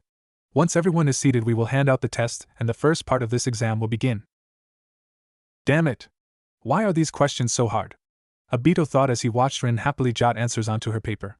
He started sweating and looked down at the first question again. "What does this stuff mean?" Obito began to freak out as he tried to remember what the hell the square root of 40 was and how it might apply to throwing kunai at Rock Ninja. When would I ever have to know this? Obito resisted the urge to start banging his head against the table and looked for his other teammate. He saw Sai a couple of rows down from him, and it looked like he had taken out his ink set. "What's that weirdo doing?" Obito thought, puzzled. "Why would he need his ink? They gave us pencils." He looked down at his own standard-issue pencil that had been given out with the test. He looked up again to see that Sai had finished writing and was now discreetly making hand signs under his desk. "What is he?" Obito had to choke back a gasp when he was able to make out a thin line of ink making its way towards him. If he hadn't been an Uchiha, he probably wouldn't have been able to spot it. Despite not having the Sharingan, he still had a large number of genetic perks due to his bloodline. Superior eyesight was one example. Obito quickly began tapping his paper with the pencil in his hand thoughtfully as he discreetly followed the ink's path while he pretended to concentrate on his paper. When the ink finally made his way to him, he stared in silent shock as the ink began to take shape and form into the answers. There they all were. What the hell? Obito thought as he looked at question 3. How on earth does that work out to 8? Then the ink started forming a message at the bottom of the test. Obito narrowed his eyes as the note became clearer. Here are the answers, stupid. Don't worry, your dick is still bigger than Naruto's. Nervous face. Obito began gritting his teeth as he began to furiously scribble out the supportive note left by his new team member while glaring daggers at his back. I hate this guy. Naruto tapped his pencil against the paper as he read through the questions again.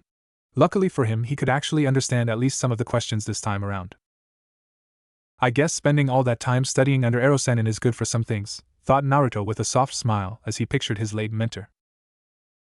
Half of him was terrified that he might show up now and blow their cover story, but the other half desperately wanted him to come just so that he could see him one last time. Naruto sighed and shook his head to clear them of their depressing thoughts. He picked up his head to look at his other two teammates and smiled when he saw that they were already done and relaxing in their chairs as they watched the other Chunin wannabes struggling to cheat on their tests.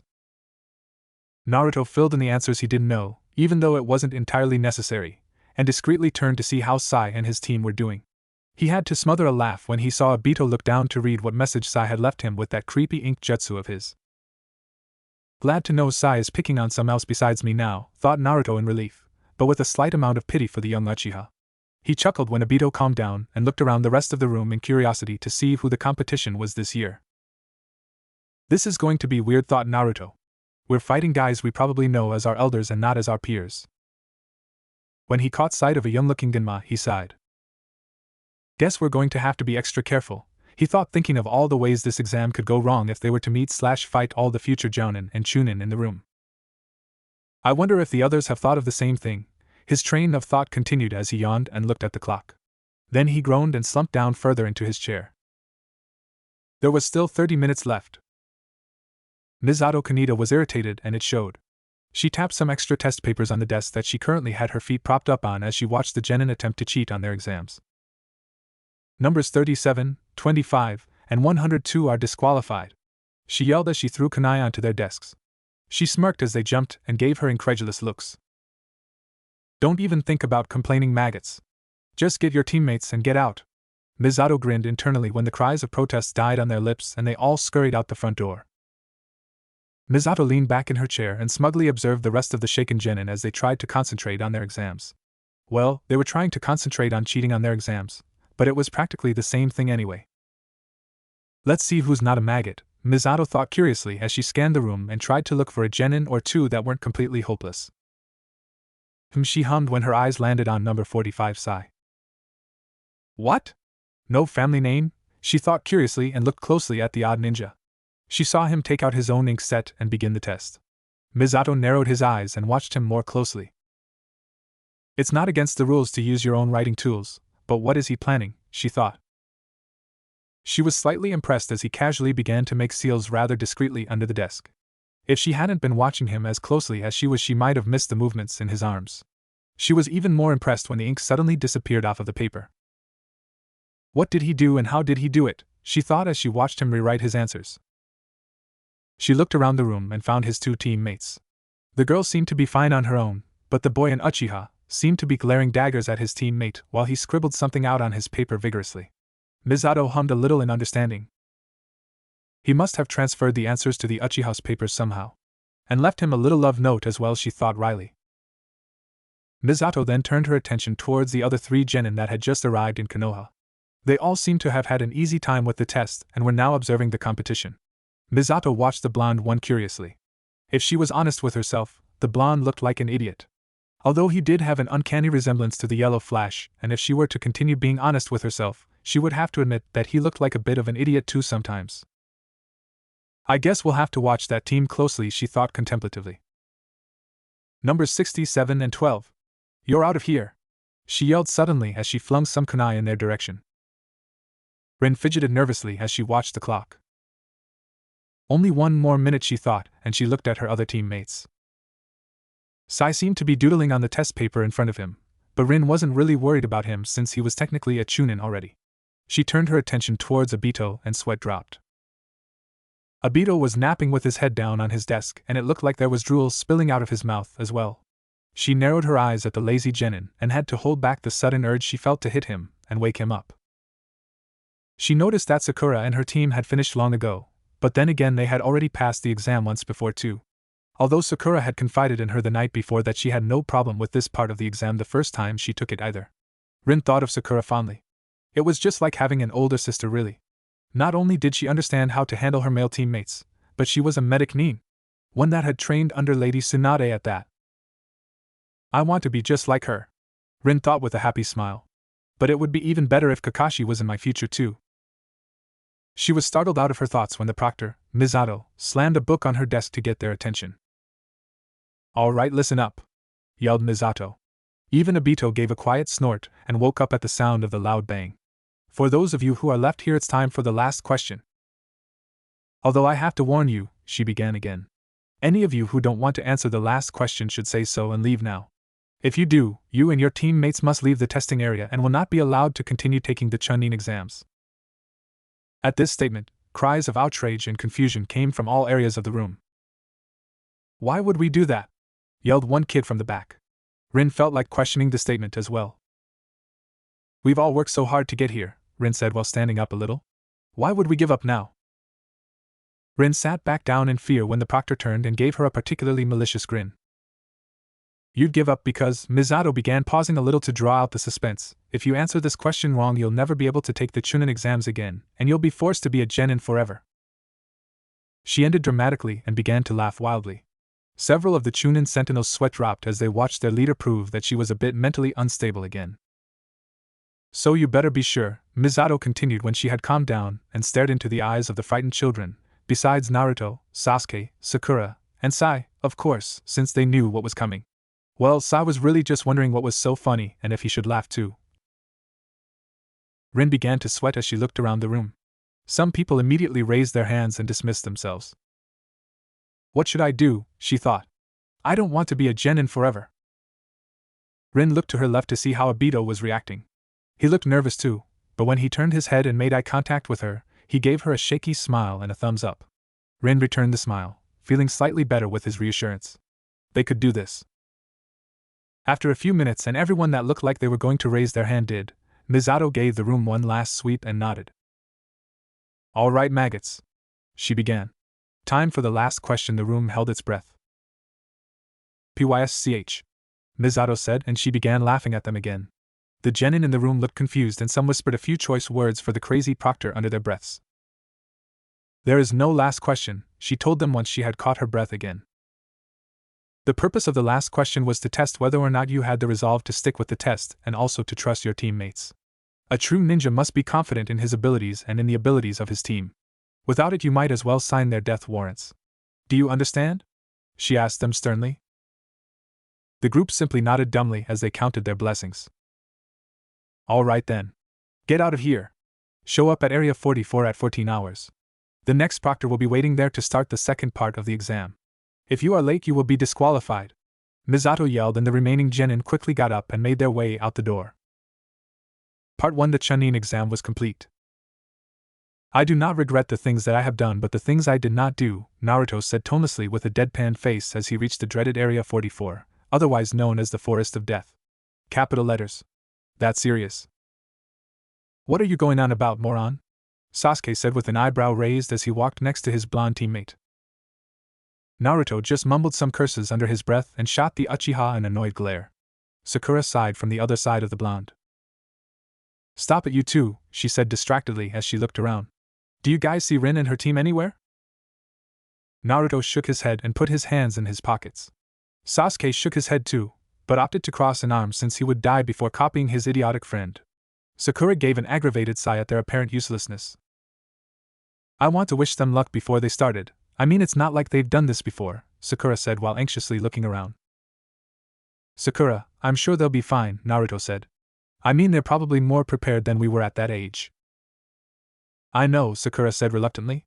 But still. Sakura, don't worry. Besides, they have Sai with them, and he's not completely useless, Sasuke said in short, clipped tones. Yeah, I guess you're right, Sakura sighed and she stopped actively searching, although she was still watching the crowd closely. Yeah, I'm not worried about them, Naruto said as he took his hands out of his pockets to put behind his head while looking at the forest intently. But I am kinda curious about who our proctor is gonna be. I hope they're nothing like that crazy dango lady. Don't even joke about things like that, Naruto, Sakura said with a small shudder. You're not the one who had to be forced into weapons training with her when your master was busy. At that statement, even Sasuke went a little green as he thought of the psychotic Kanai Happy Kunoichi. Yeah, well, Naruto sighed. I hope that whoever it is just hurries up. What was that, Naruto-kun? Said a creepily familiar voice from behind the three genin. A guff! Naruto shouted before covering his head in fear and turning to look at who had snuck up on him. Tita Taicho, Sakura said shakily as she fought to compose herself. Sasuke simply recrossed his arms and gave the sheepish-looking plate-faced man in front of them a dark look. Sorry, Tenzo apologized half-heartedly. Ugh, Naruto said with a moody look on his face as he looked at their team captain. What are you doing here anyway? He asked rudely. His two teammates looked at him as well, clearly expecting an answer from a man who was supposedly working on finding a way back home with the Hokage. At this, Tenzo smirked. Well, it seems the proctor for the second part of the Chunin exams has arrived, Tenzo said as his smirk grew into an outright grin as he puffed himself up a little. Really? Naruto yelled. Where is he?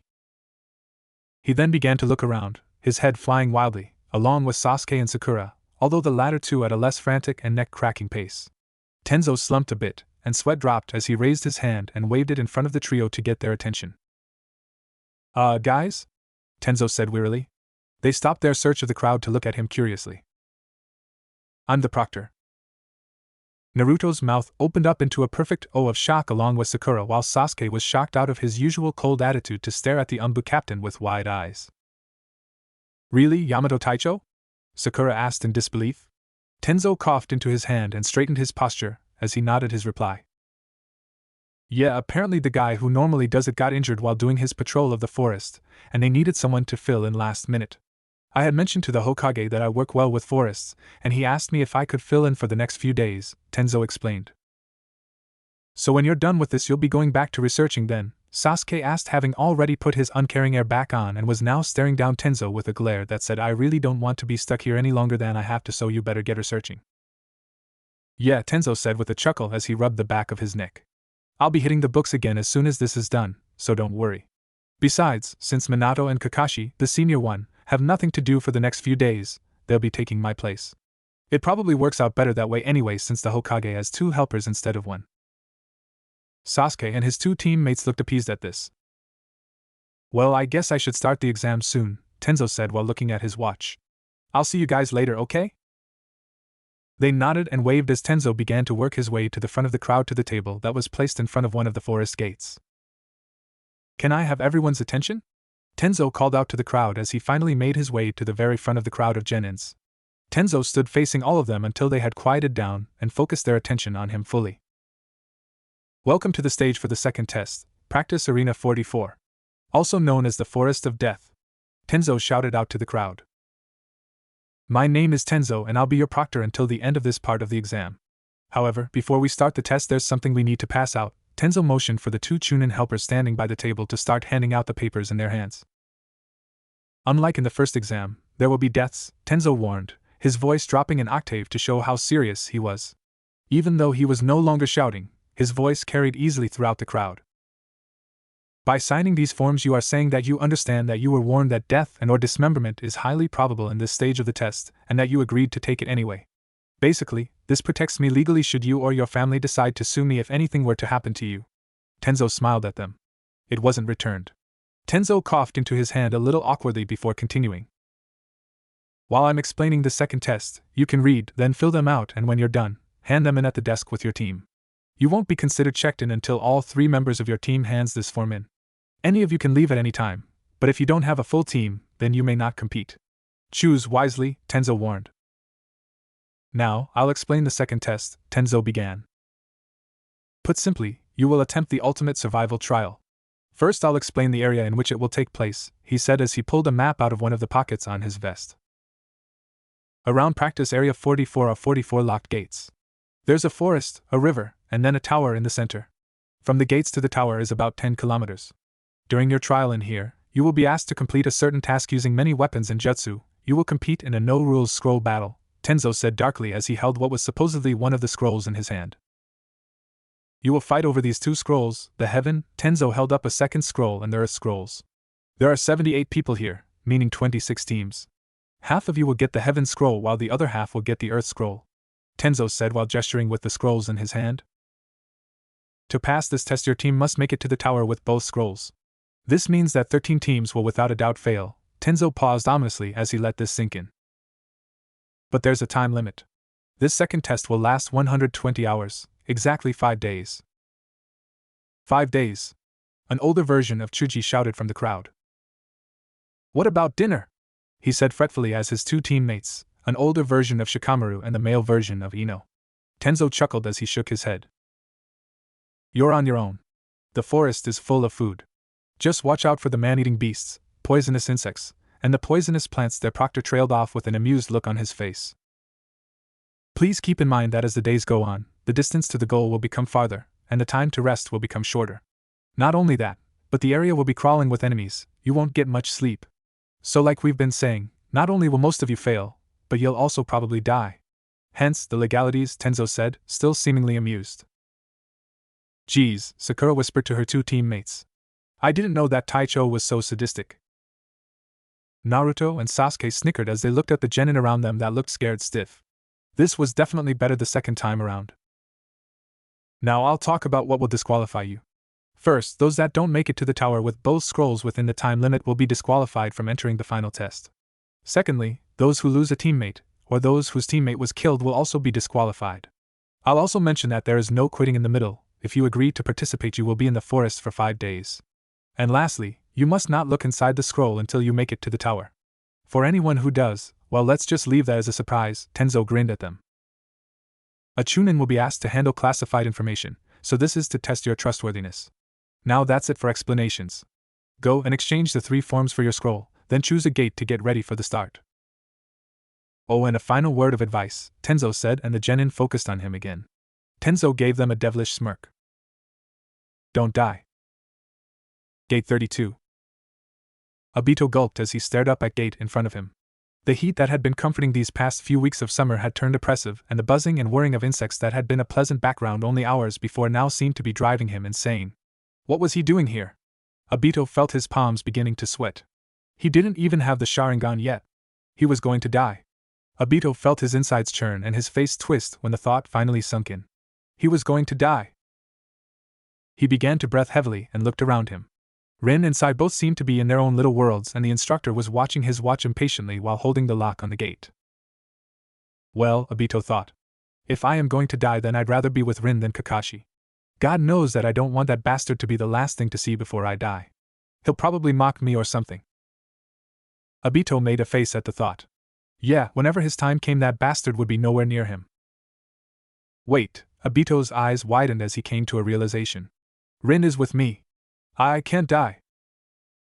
He looked at the kind medic Nin. I can't leave her alone with the freak. He shot a quick look at Sai, who had a creepy smile on his face that seemed to make even the Chunin with them a little nervous. All right then. Obito thought with a new determination set into his eyes. I can't die. And I can't lose to Naruto's team either. He thought with a grin. This caught his teammates' attention, and he smiled at them and gave them a thumbs up. Rin smiled weakly back, and Sai quirked his head and gave a slightly more real-looking smile, albeit an awkward one. They could do this. Gate 12. Naruto sighed as his team waited by their gate. Sakura and Sasuke looked bored as well, and they were rechecking their supplies together for what seemed like the 1000th time. The Chunin guard seemed puzzled at their obvious lack of worry, and wondered why they weren't freaked out to be going into Area 44, aka the Forest of Death. Capital letters. Kids these days, the instructor thought with a scowl. Obviously the new guy wasn't doing his job properly. Can you believe that we have Gate 12 again? Sakura said, breaking the silence, seeing that she and Sasuke had confirmed once again that between the 3 of them they had 60 kunai, 120 shuriken, 30 smoke bombs, 50 yards of wire, 6 packs of exploding tags, 3 standard pouches of soldier pills, 1 Saban needles, 1 medic kit, belonging to Sakura, 1 shakudo, belonging to Sasuke, and several poisons that each of them were partial to. Not to mention the miscellaneous objects that they each carried around on them that they felt wasn't worth mentioning, but was probably useful in a fight too. Sasuke finally acknowledged Sakura's statement. Naruto looked up at the gate and rubbed his chin thoughtfully. Really? Naruto asked curiously, but in a way that made it obvious he really didn't expect an answer. I didn't really pay any attention to it the last time we were here. Sasuke scoffed. We could have told you that, dope, Sasuke said. Naruto scowled at his friend, but Sasuke continued. I'm wondering if we should even bother with a password this time around. It seems like it would be more trouble than it's worth. Sakura giggled and spoke before Naruto say anything. I think this time we could just ask something that no one, but ourselves would know if we got separated. That'll be a lot easier, Sakura said, smiling at the two of them. Both Sasuke and Naruto blinked in surprise at the suggestion, and then looked at each other. That sounds like a good idea, Naruto said to Sasuke. Sasuke simply huffed and nodded his approval. All right then, Sakura said with a note of finality, and resigned herself to staring at the nervous-looking Chunin instructor until the test began. Gate 29. Shikaka sighed as he looked up at his team's gate. This would be the second time that his team would be taking the test together, and he figured that this time around there wouldn't be as many problems. They had been training together in their Inoshikacho style, making him lose a lot of nap time, but who said he couldn't sacrifice? And now they had it down to a science. Still, Shikaka thought. How troublesome. Gate 41. Chewing on a saban and watching the two kids on his team squabble was only mildly amusing to the 13-year-old genin with light brown hair that framed both sides of his face and came past his chin. His last two teammates had passed the year before, and now he was stuck with these two. What were their names again? The genin scratched his bandana-covered head as he tried to think. Oh yeah, Kamizuki Izumo and Hagane Kotetsu. Well, the two kids didn't look like much, he had to admit. In his mind he was cursing his two former teammates, Namishi Rado and Gecko Hate, and he promised himself to get through this as soon as possible, become a Chunin, and beat the crap out of them. Until then, Shirani Ginma sighed and then sweat dropped as he watched his two partners slap each other. What a drag. Gate 4. Yash! This is the ultimate test of the springtime of our youth. Can you not feel the vigorous and flowing energy of the forest? Said a weird little boy with a bowl cut and fuzzy brows who was wearing green spandex. And I, my guy, shall be one step closer to defeating my eternal rival, the one and only son of White Fang, and he rambled on and on. It scared the instructor quite a bit, and he tried to avert his eyes as much as possible while willing the clock on his watch to move faster. Asuma and Kurenai sighed as they watched their energetic teammate pump himself up for the test. You wouldn't know it by looking at him, but he was one of the most advanced ninja here, being the same age as Hitaki Kakashi and an expert in martial arts. But still. I'm not sure if I can spend 5 days in the forest with him, Sarutobi-kun, Kurenai whispered to the tall teenager next to her. Asuma blushed a little, but he fought it down while he nodded and sighed. He was going to kill his old man for persuading him to take the damn test this year. Not to mention he stuck him with this weirdo. Although having Yuhi Kurenai on his team, he looked down at the cute brunette with red eyes that was subconsciously leaning closer to him to get away from their more eccentric teammate. Maybe it wasn't such a bad thing after all. Gate 20. 3 rock ninjas stood quietly in front of their gate, while studying the Konoha instructor in front of them with a slightly oppressive atmosphere. The instructor himself was definitely wary. Usually participants were chatty or nervous, at the very least they interacted with each other, but these kids. I know the Hokage always preaches tolerance and open-mindedness, but the instructor thought as he watched the middle genin who was much more intimidating than the other two. The tall, burly, and tan teen gave him a rather malevolent smirk. Something isn't right, he thought, but his train of thought was interrupted when the second hand hit the 12. As soon as he opened up the gate, the 3 rock ninjas shot through it like bats out of hell, or more accurately bats into hell. One thing for sure was that the instructor felt uncommonly sorry for the genin that went against those 3. They were definitely strong opponents. Finally thought Akan, the leader of the rock genin. Our Kage told us what we must accomplish, but I can't stand waiting. He sneered when he thought of the Konoha Nins. Weaklings, all of them. He looked at his 2 teammates, Kuya, a red-headed female who would have been rather pretty if it wasn't for the nasty look on her face, and Nasumi, a male with hair the color of ash who had a rather wicked way with a blade. They both looked at him and gave him smirks. This is going to be fun, Aken thought, and he picked up the pace while leading his team deeper into the forest. Obito walked next to Rin and Sai as they struggled through the roots and plant life on the forest floor. They had discussed it a little and they all agreed that most people would immediately take to the trees. It would be best to take cover in the foliage instead of leaping about out in the open. Arg, Obito yelled for the 100th time as he slapped his neck to kill the pesky bugs that seemed to want to suck the life out of him. Rin giggled a little, but held a finger to her lips to warn him to keep quiet. Sai gave him a warning smile, if that was possible, and pointed to a clearing up ahead. I sense a group up ahead, he said quietly. I'm not too sure about their power level though. Do you want to engage them? If we don't, they may come after us, and that might alert others to our presence. Obito grunted as he thought it over. Personally, he'd love to get to a clearing just to get away from these damn bugs. Plus, if the team was fairly weak and had the right scroll, they could make their way to the tower quickly and get out of the forest altogether. I think it sounds like a good idea, he whispered quickly as he slapped himself again. Rin bit her lip as she looked at the two of them. She really didn't think that they would have to fight so quickly, but… Okay, yeah, let's do it, Rin whispered to the older boy while giving him a nod. Although Sai was kind of creepy, he was dependable and a good leader.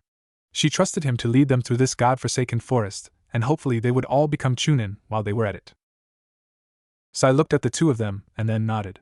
He then turned and led them into the clearing. We were wondering how long you were going to stand there, a slightly cocky voice called out.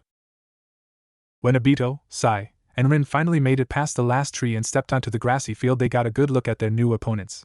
Obito's mouth dropped as he saw the three that were standing there, and he raised a shaking hand to point at one of them.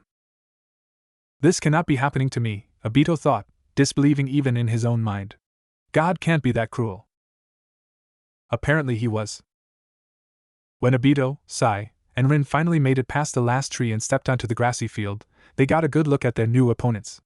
Obito's mouth dropped as he saw the three that were standing there, and he raised a shaking hand to point at one of them. This cannot be happening to me, Obito thought, disbelieving even in his own mind. God can't be that cruel. Apparently he was. Fuzzy brows. Obito screamed at the genin in bright green spandex that was standing with both fists on his hips in front of him. Sai even raised a brow at the spectacle in front of them. Wow, Sai thought. He looks just like Buggy except for the eyes. Sai decided to smile and practice a little with the team before engaging them in combat. Wow, that's a great nickname. You guys must be good friends, Sai said while beaming at the two younger boys. Obito looked at him like he had three heads, and the other two on Fuzzy Brow's team turned to the eldest boy with a similar look on their faces. Rin simply looked appropriately embarrassed. While I may not agree that it is a great nickname, I do agree that we are all great friends. Q-wink, smile, sparkle, thumbs up combo. Being as we are all in the springtime of our youth as well as leaves of the great tree of our village, we are indeed friends no matter what comes between us. Q new pose and more sparkle. Oh, and not to mention the crickets. Right, said Asuma as he rubbed his forehead as if trying to prevent an oncoming headache. Kurenai had a look of disgust frozen onto her face at the weird hip gestures the spandex-wearing boy had been making. And anyway, Asuma tried to pick up where he left off, although it wasn't nearly as intimidating as he had hoped it would be, and it was all thanks to his freaky teammate. Guy had better put up a damn good fight. Let's get the greetings over with, Asuma demanded. What kind of scroll do you have? Sai looked at the boy in front of him. He knew that Guy was a formidable opponent, however he had never had the chance to meet Asuma before he was killed by the Akatsuki. He looked nothing like the pictures he saw of the man. He was admittedly brawny for a 13-year-old, since well-developed muscles could clearly be seen from under a partially open dark blue robe-style top and the mesh that was underneath.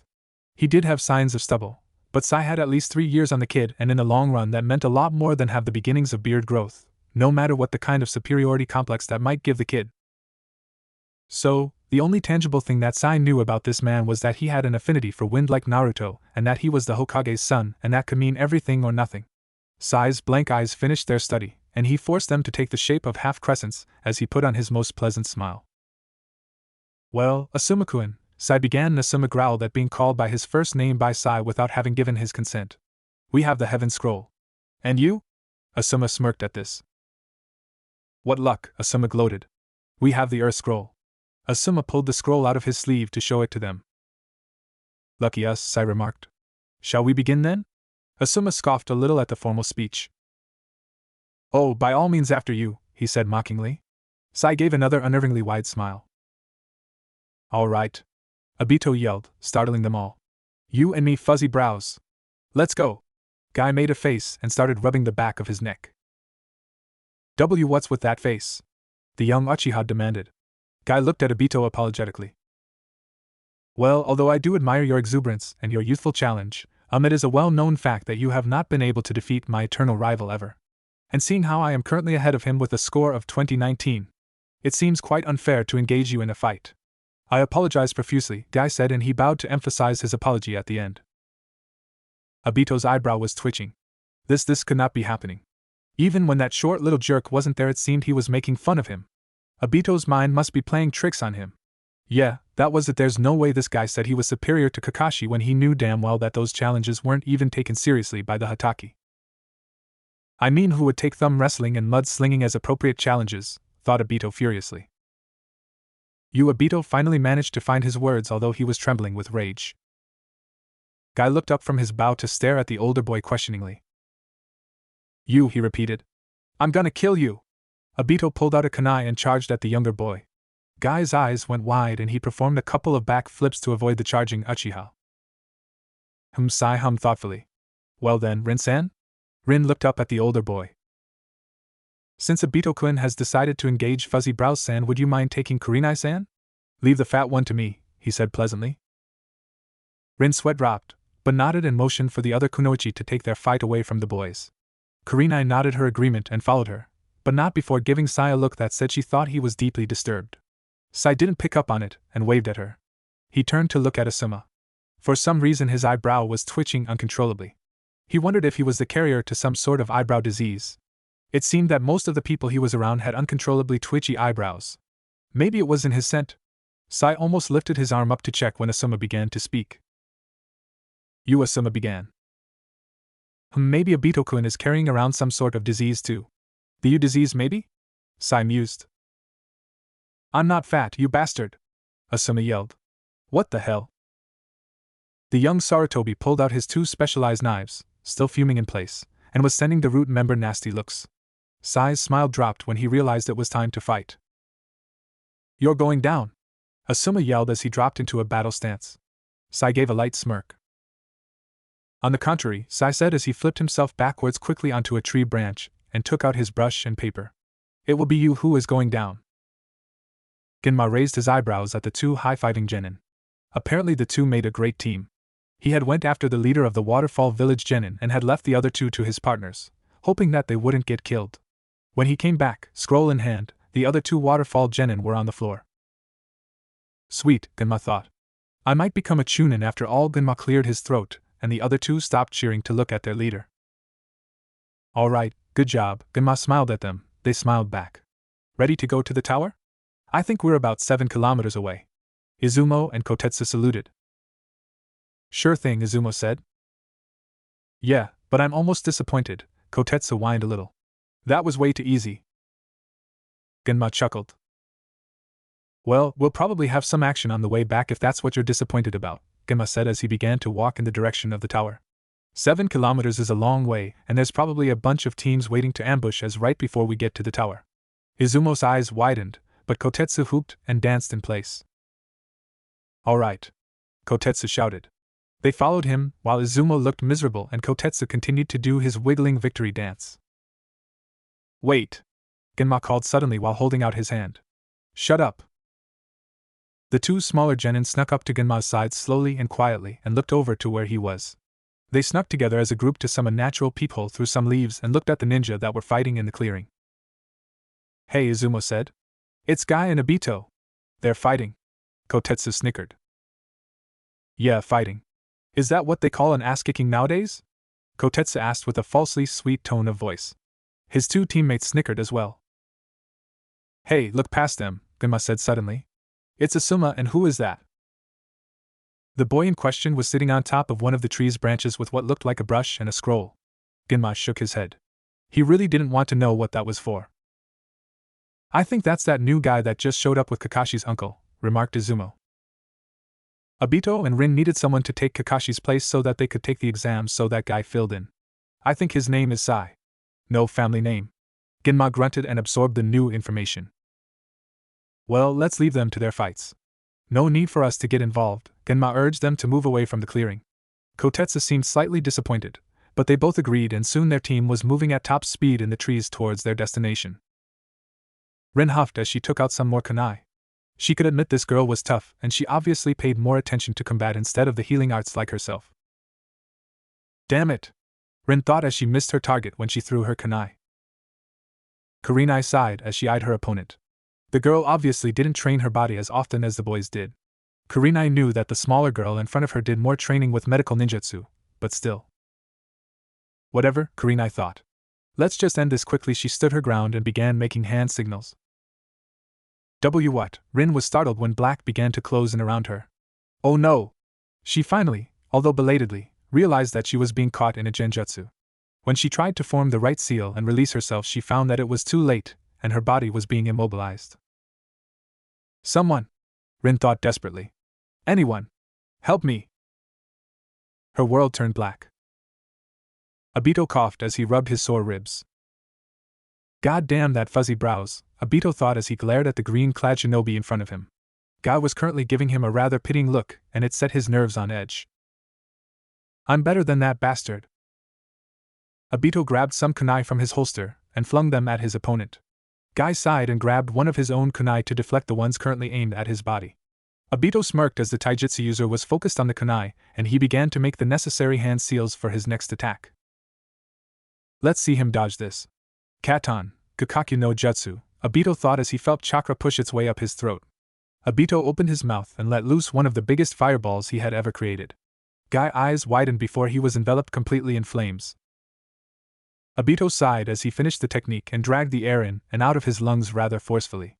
He was exhausted, having taken a beating from Guy and then having been forced to use a technique that took up a lot of energy.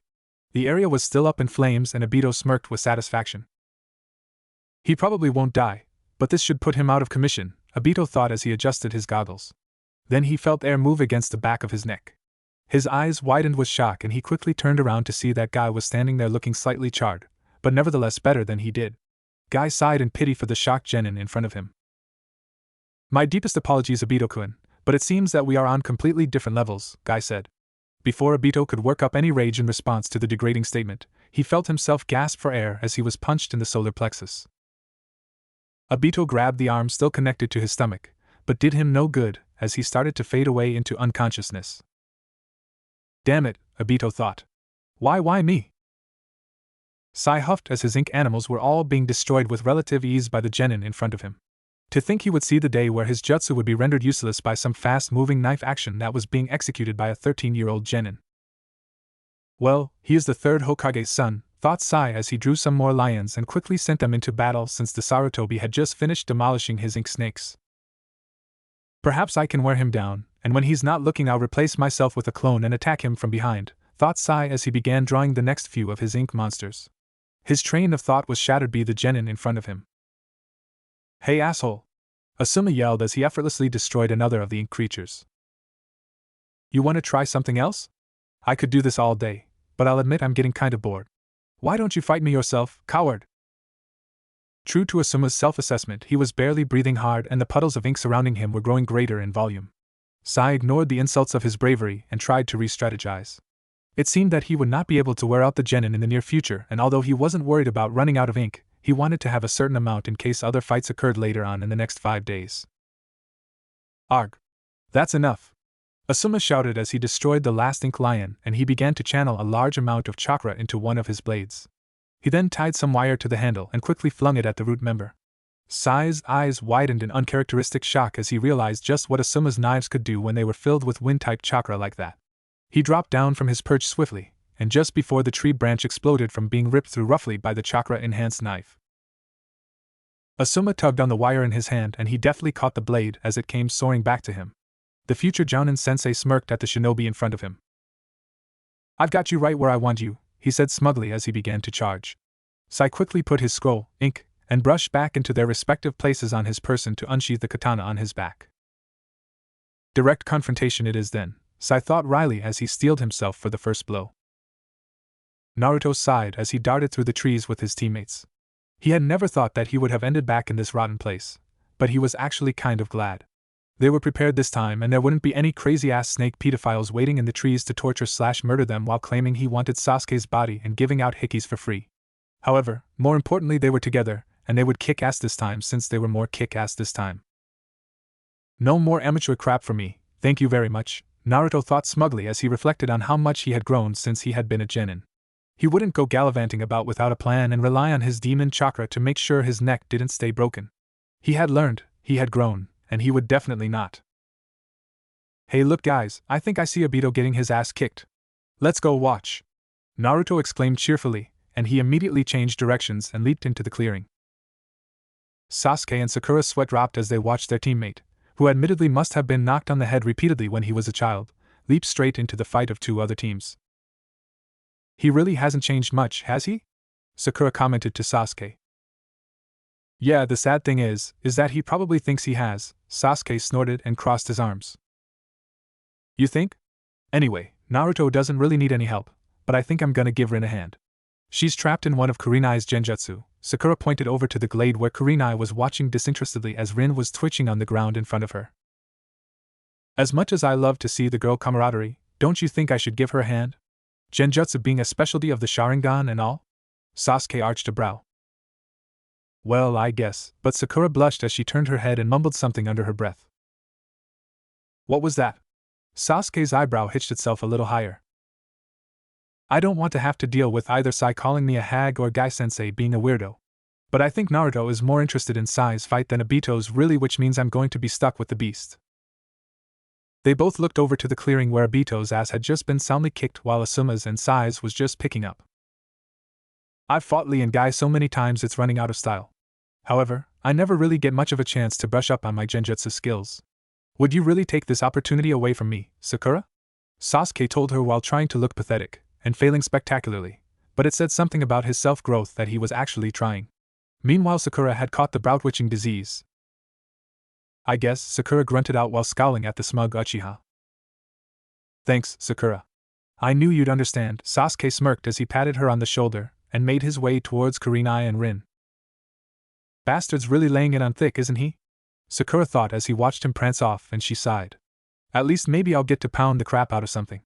Genjutsu battles don't usually end up that way. Here we go, Sakura muttered as she made her way towards Might Guy, idiot extraordinaire.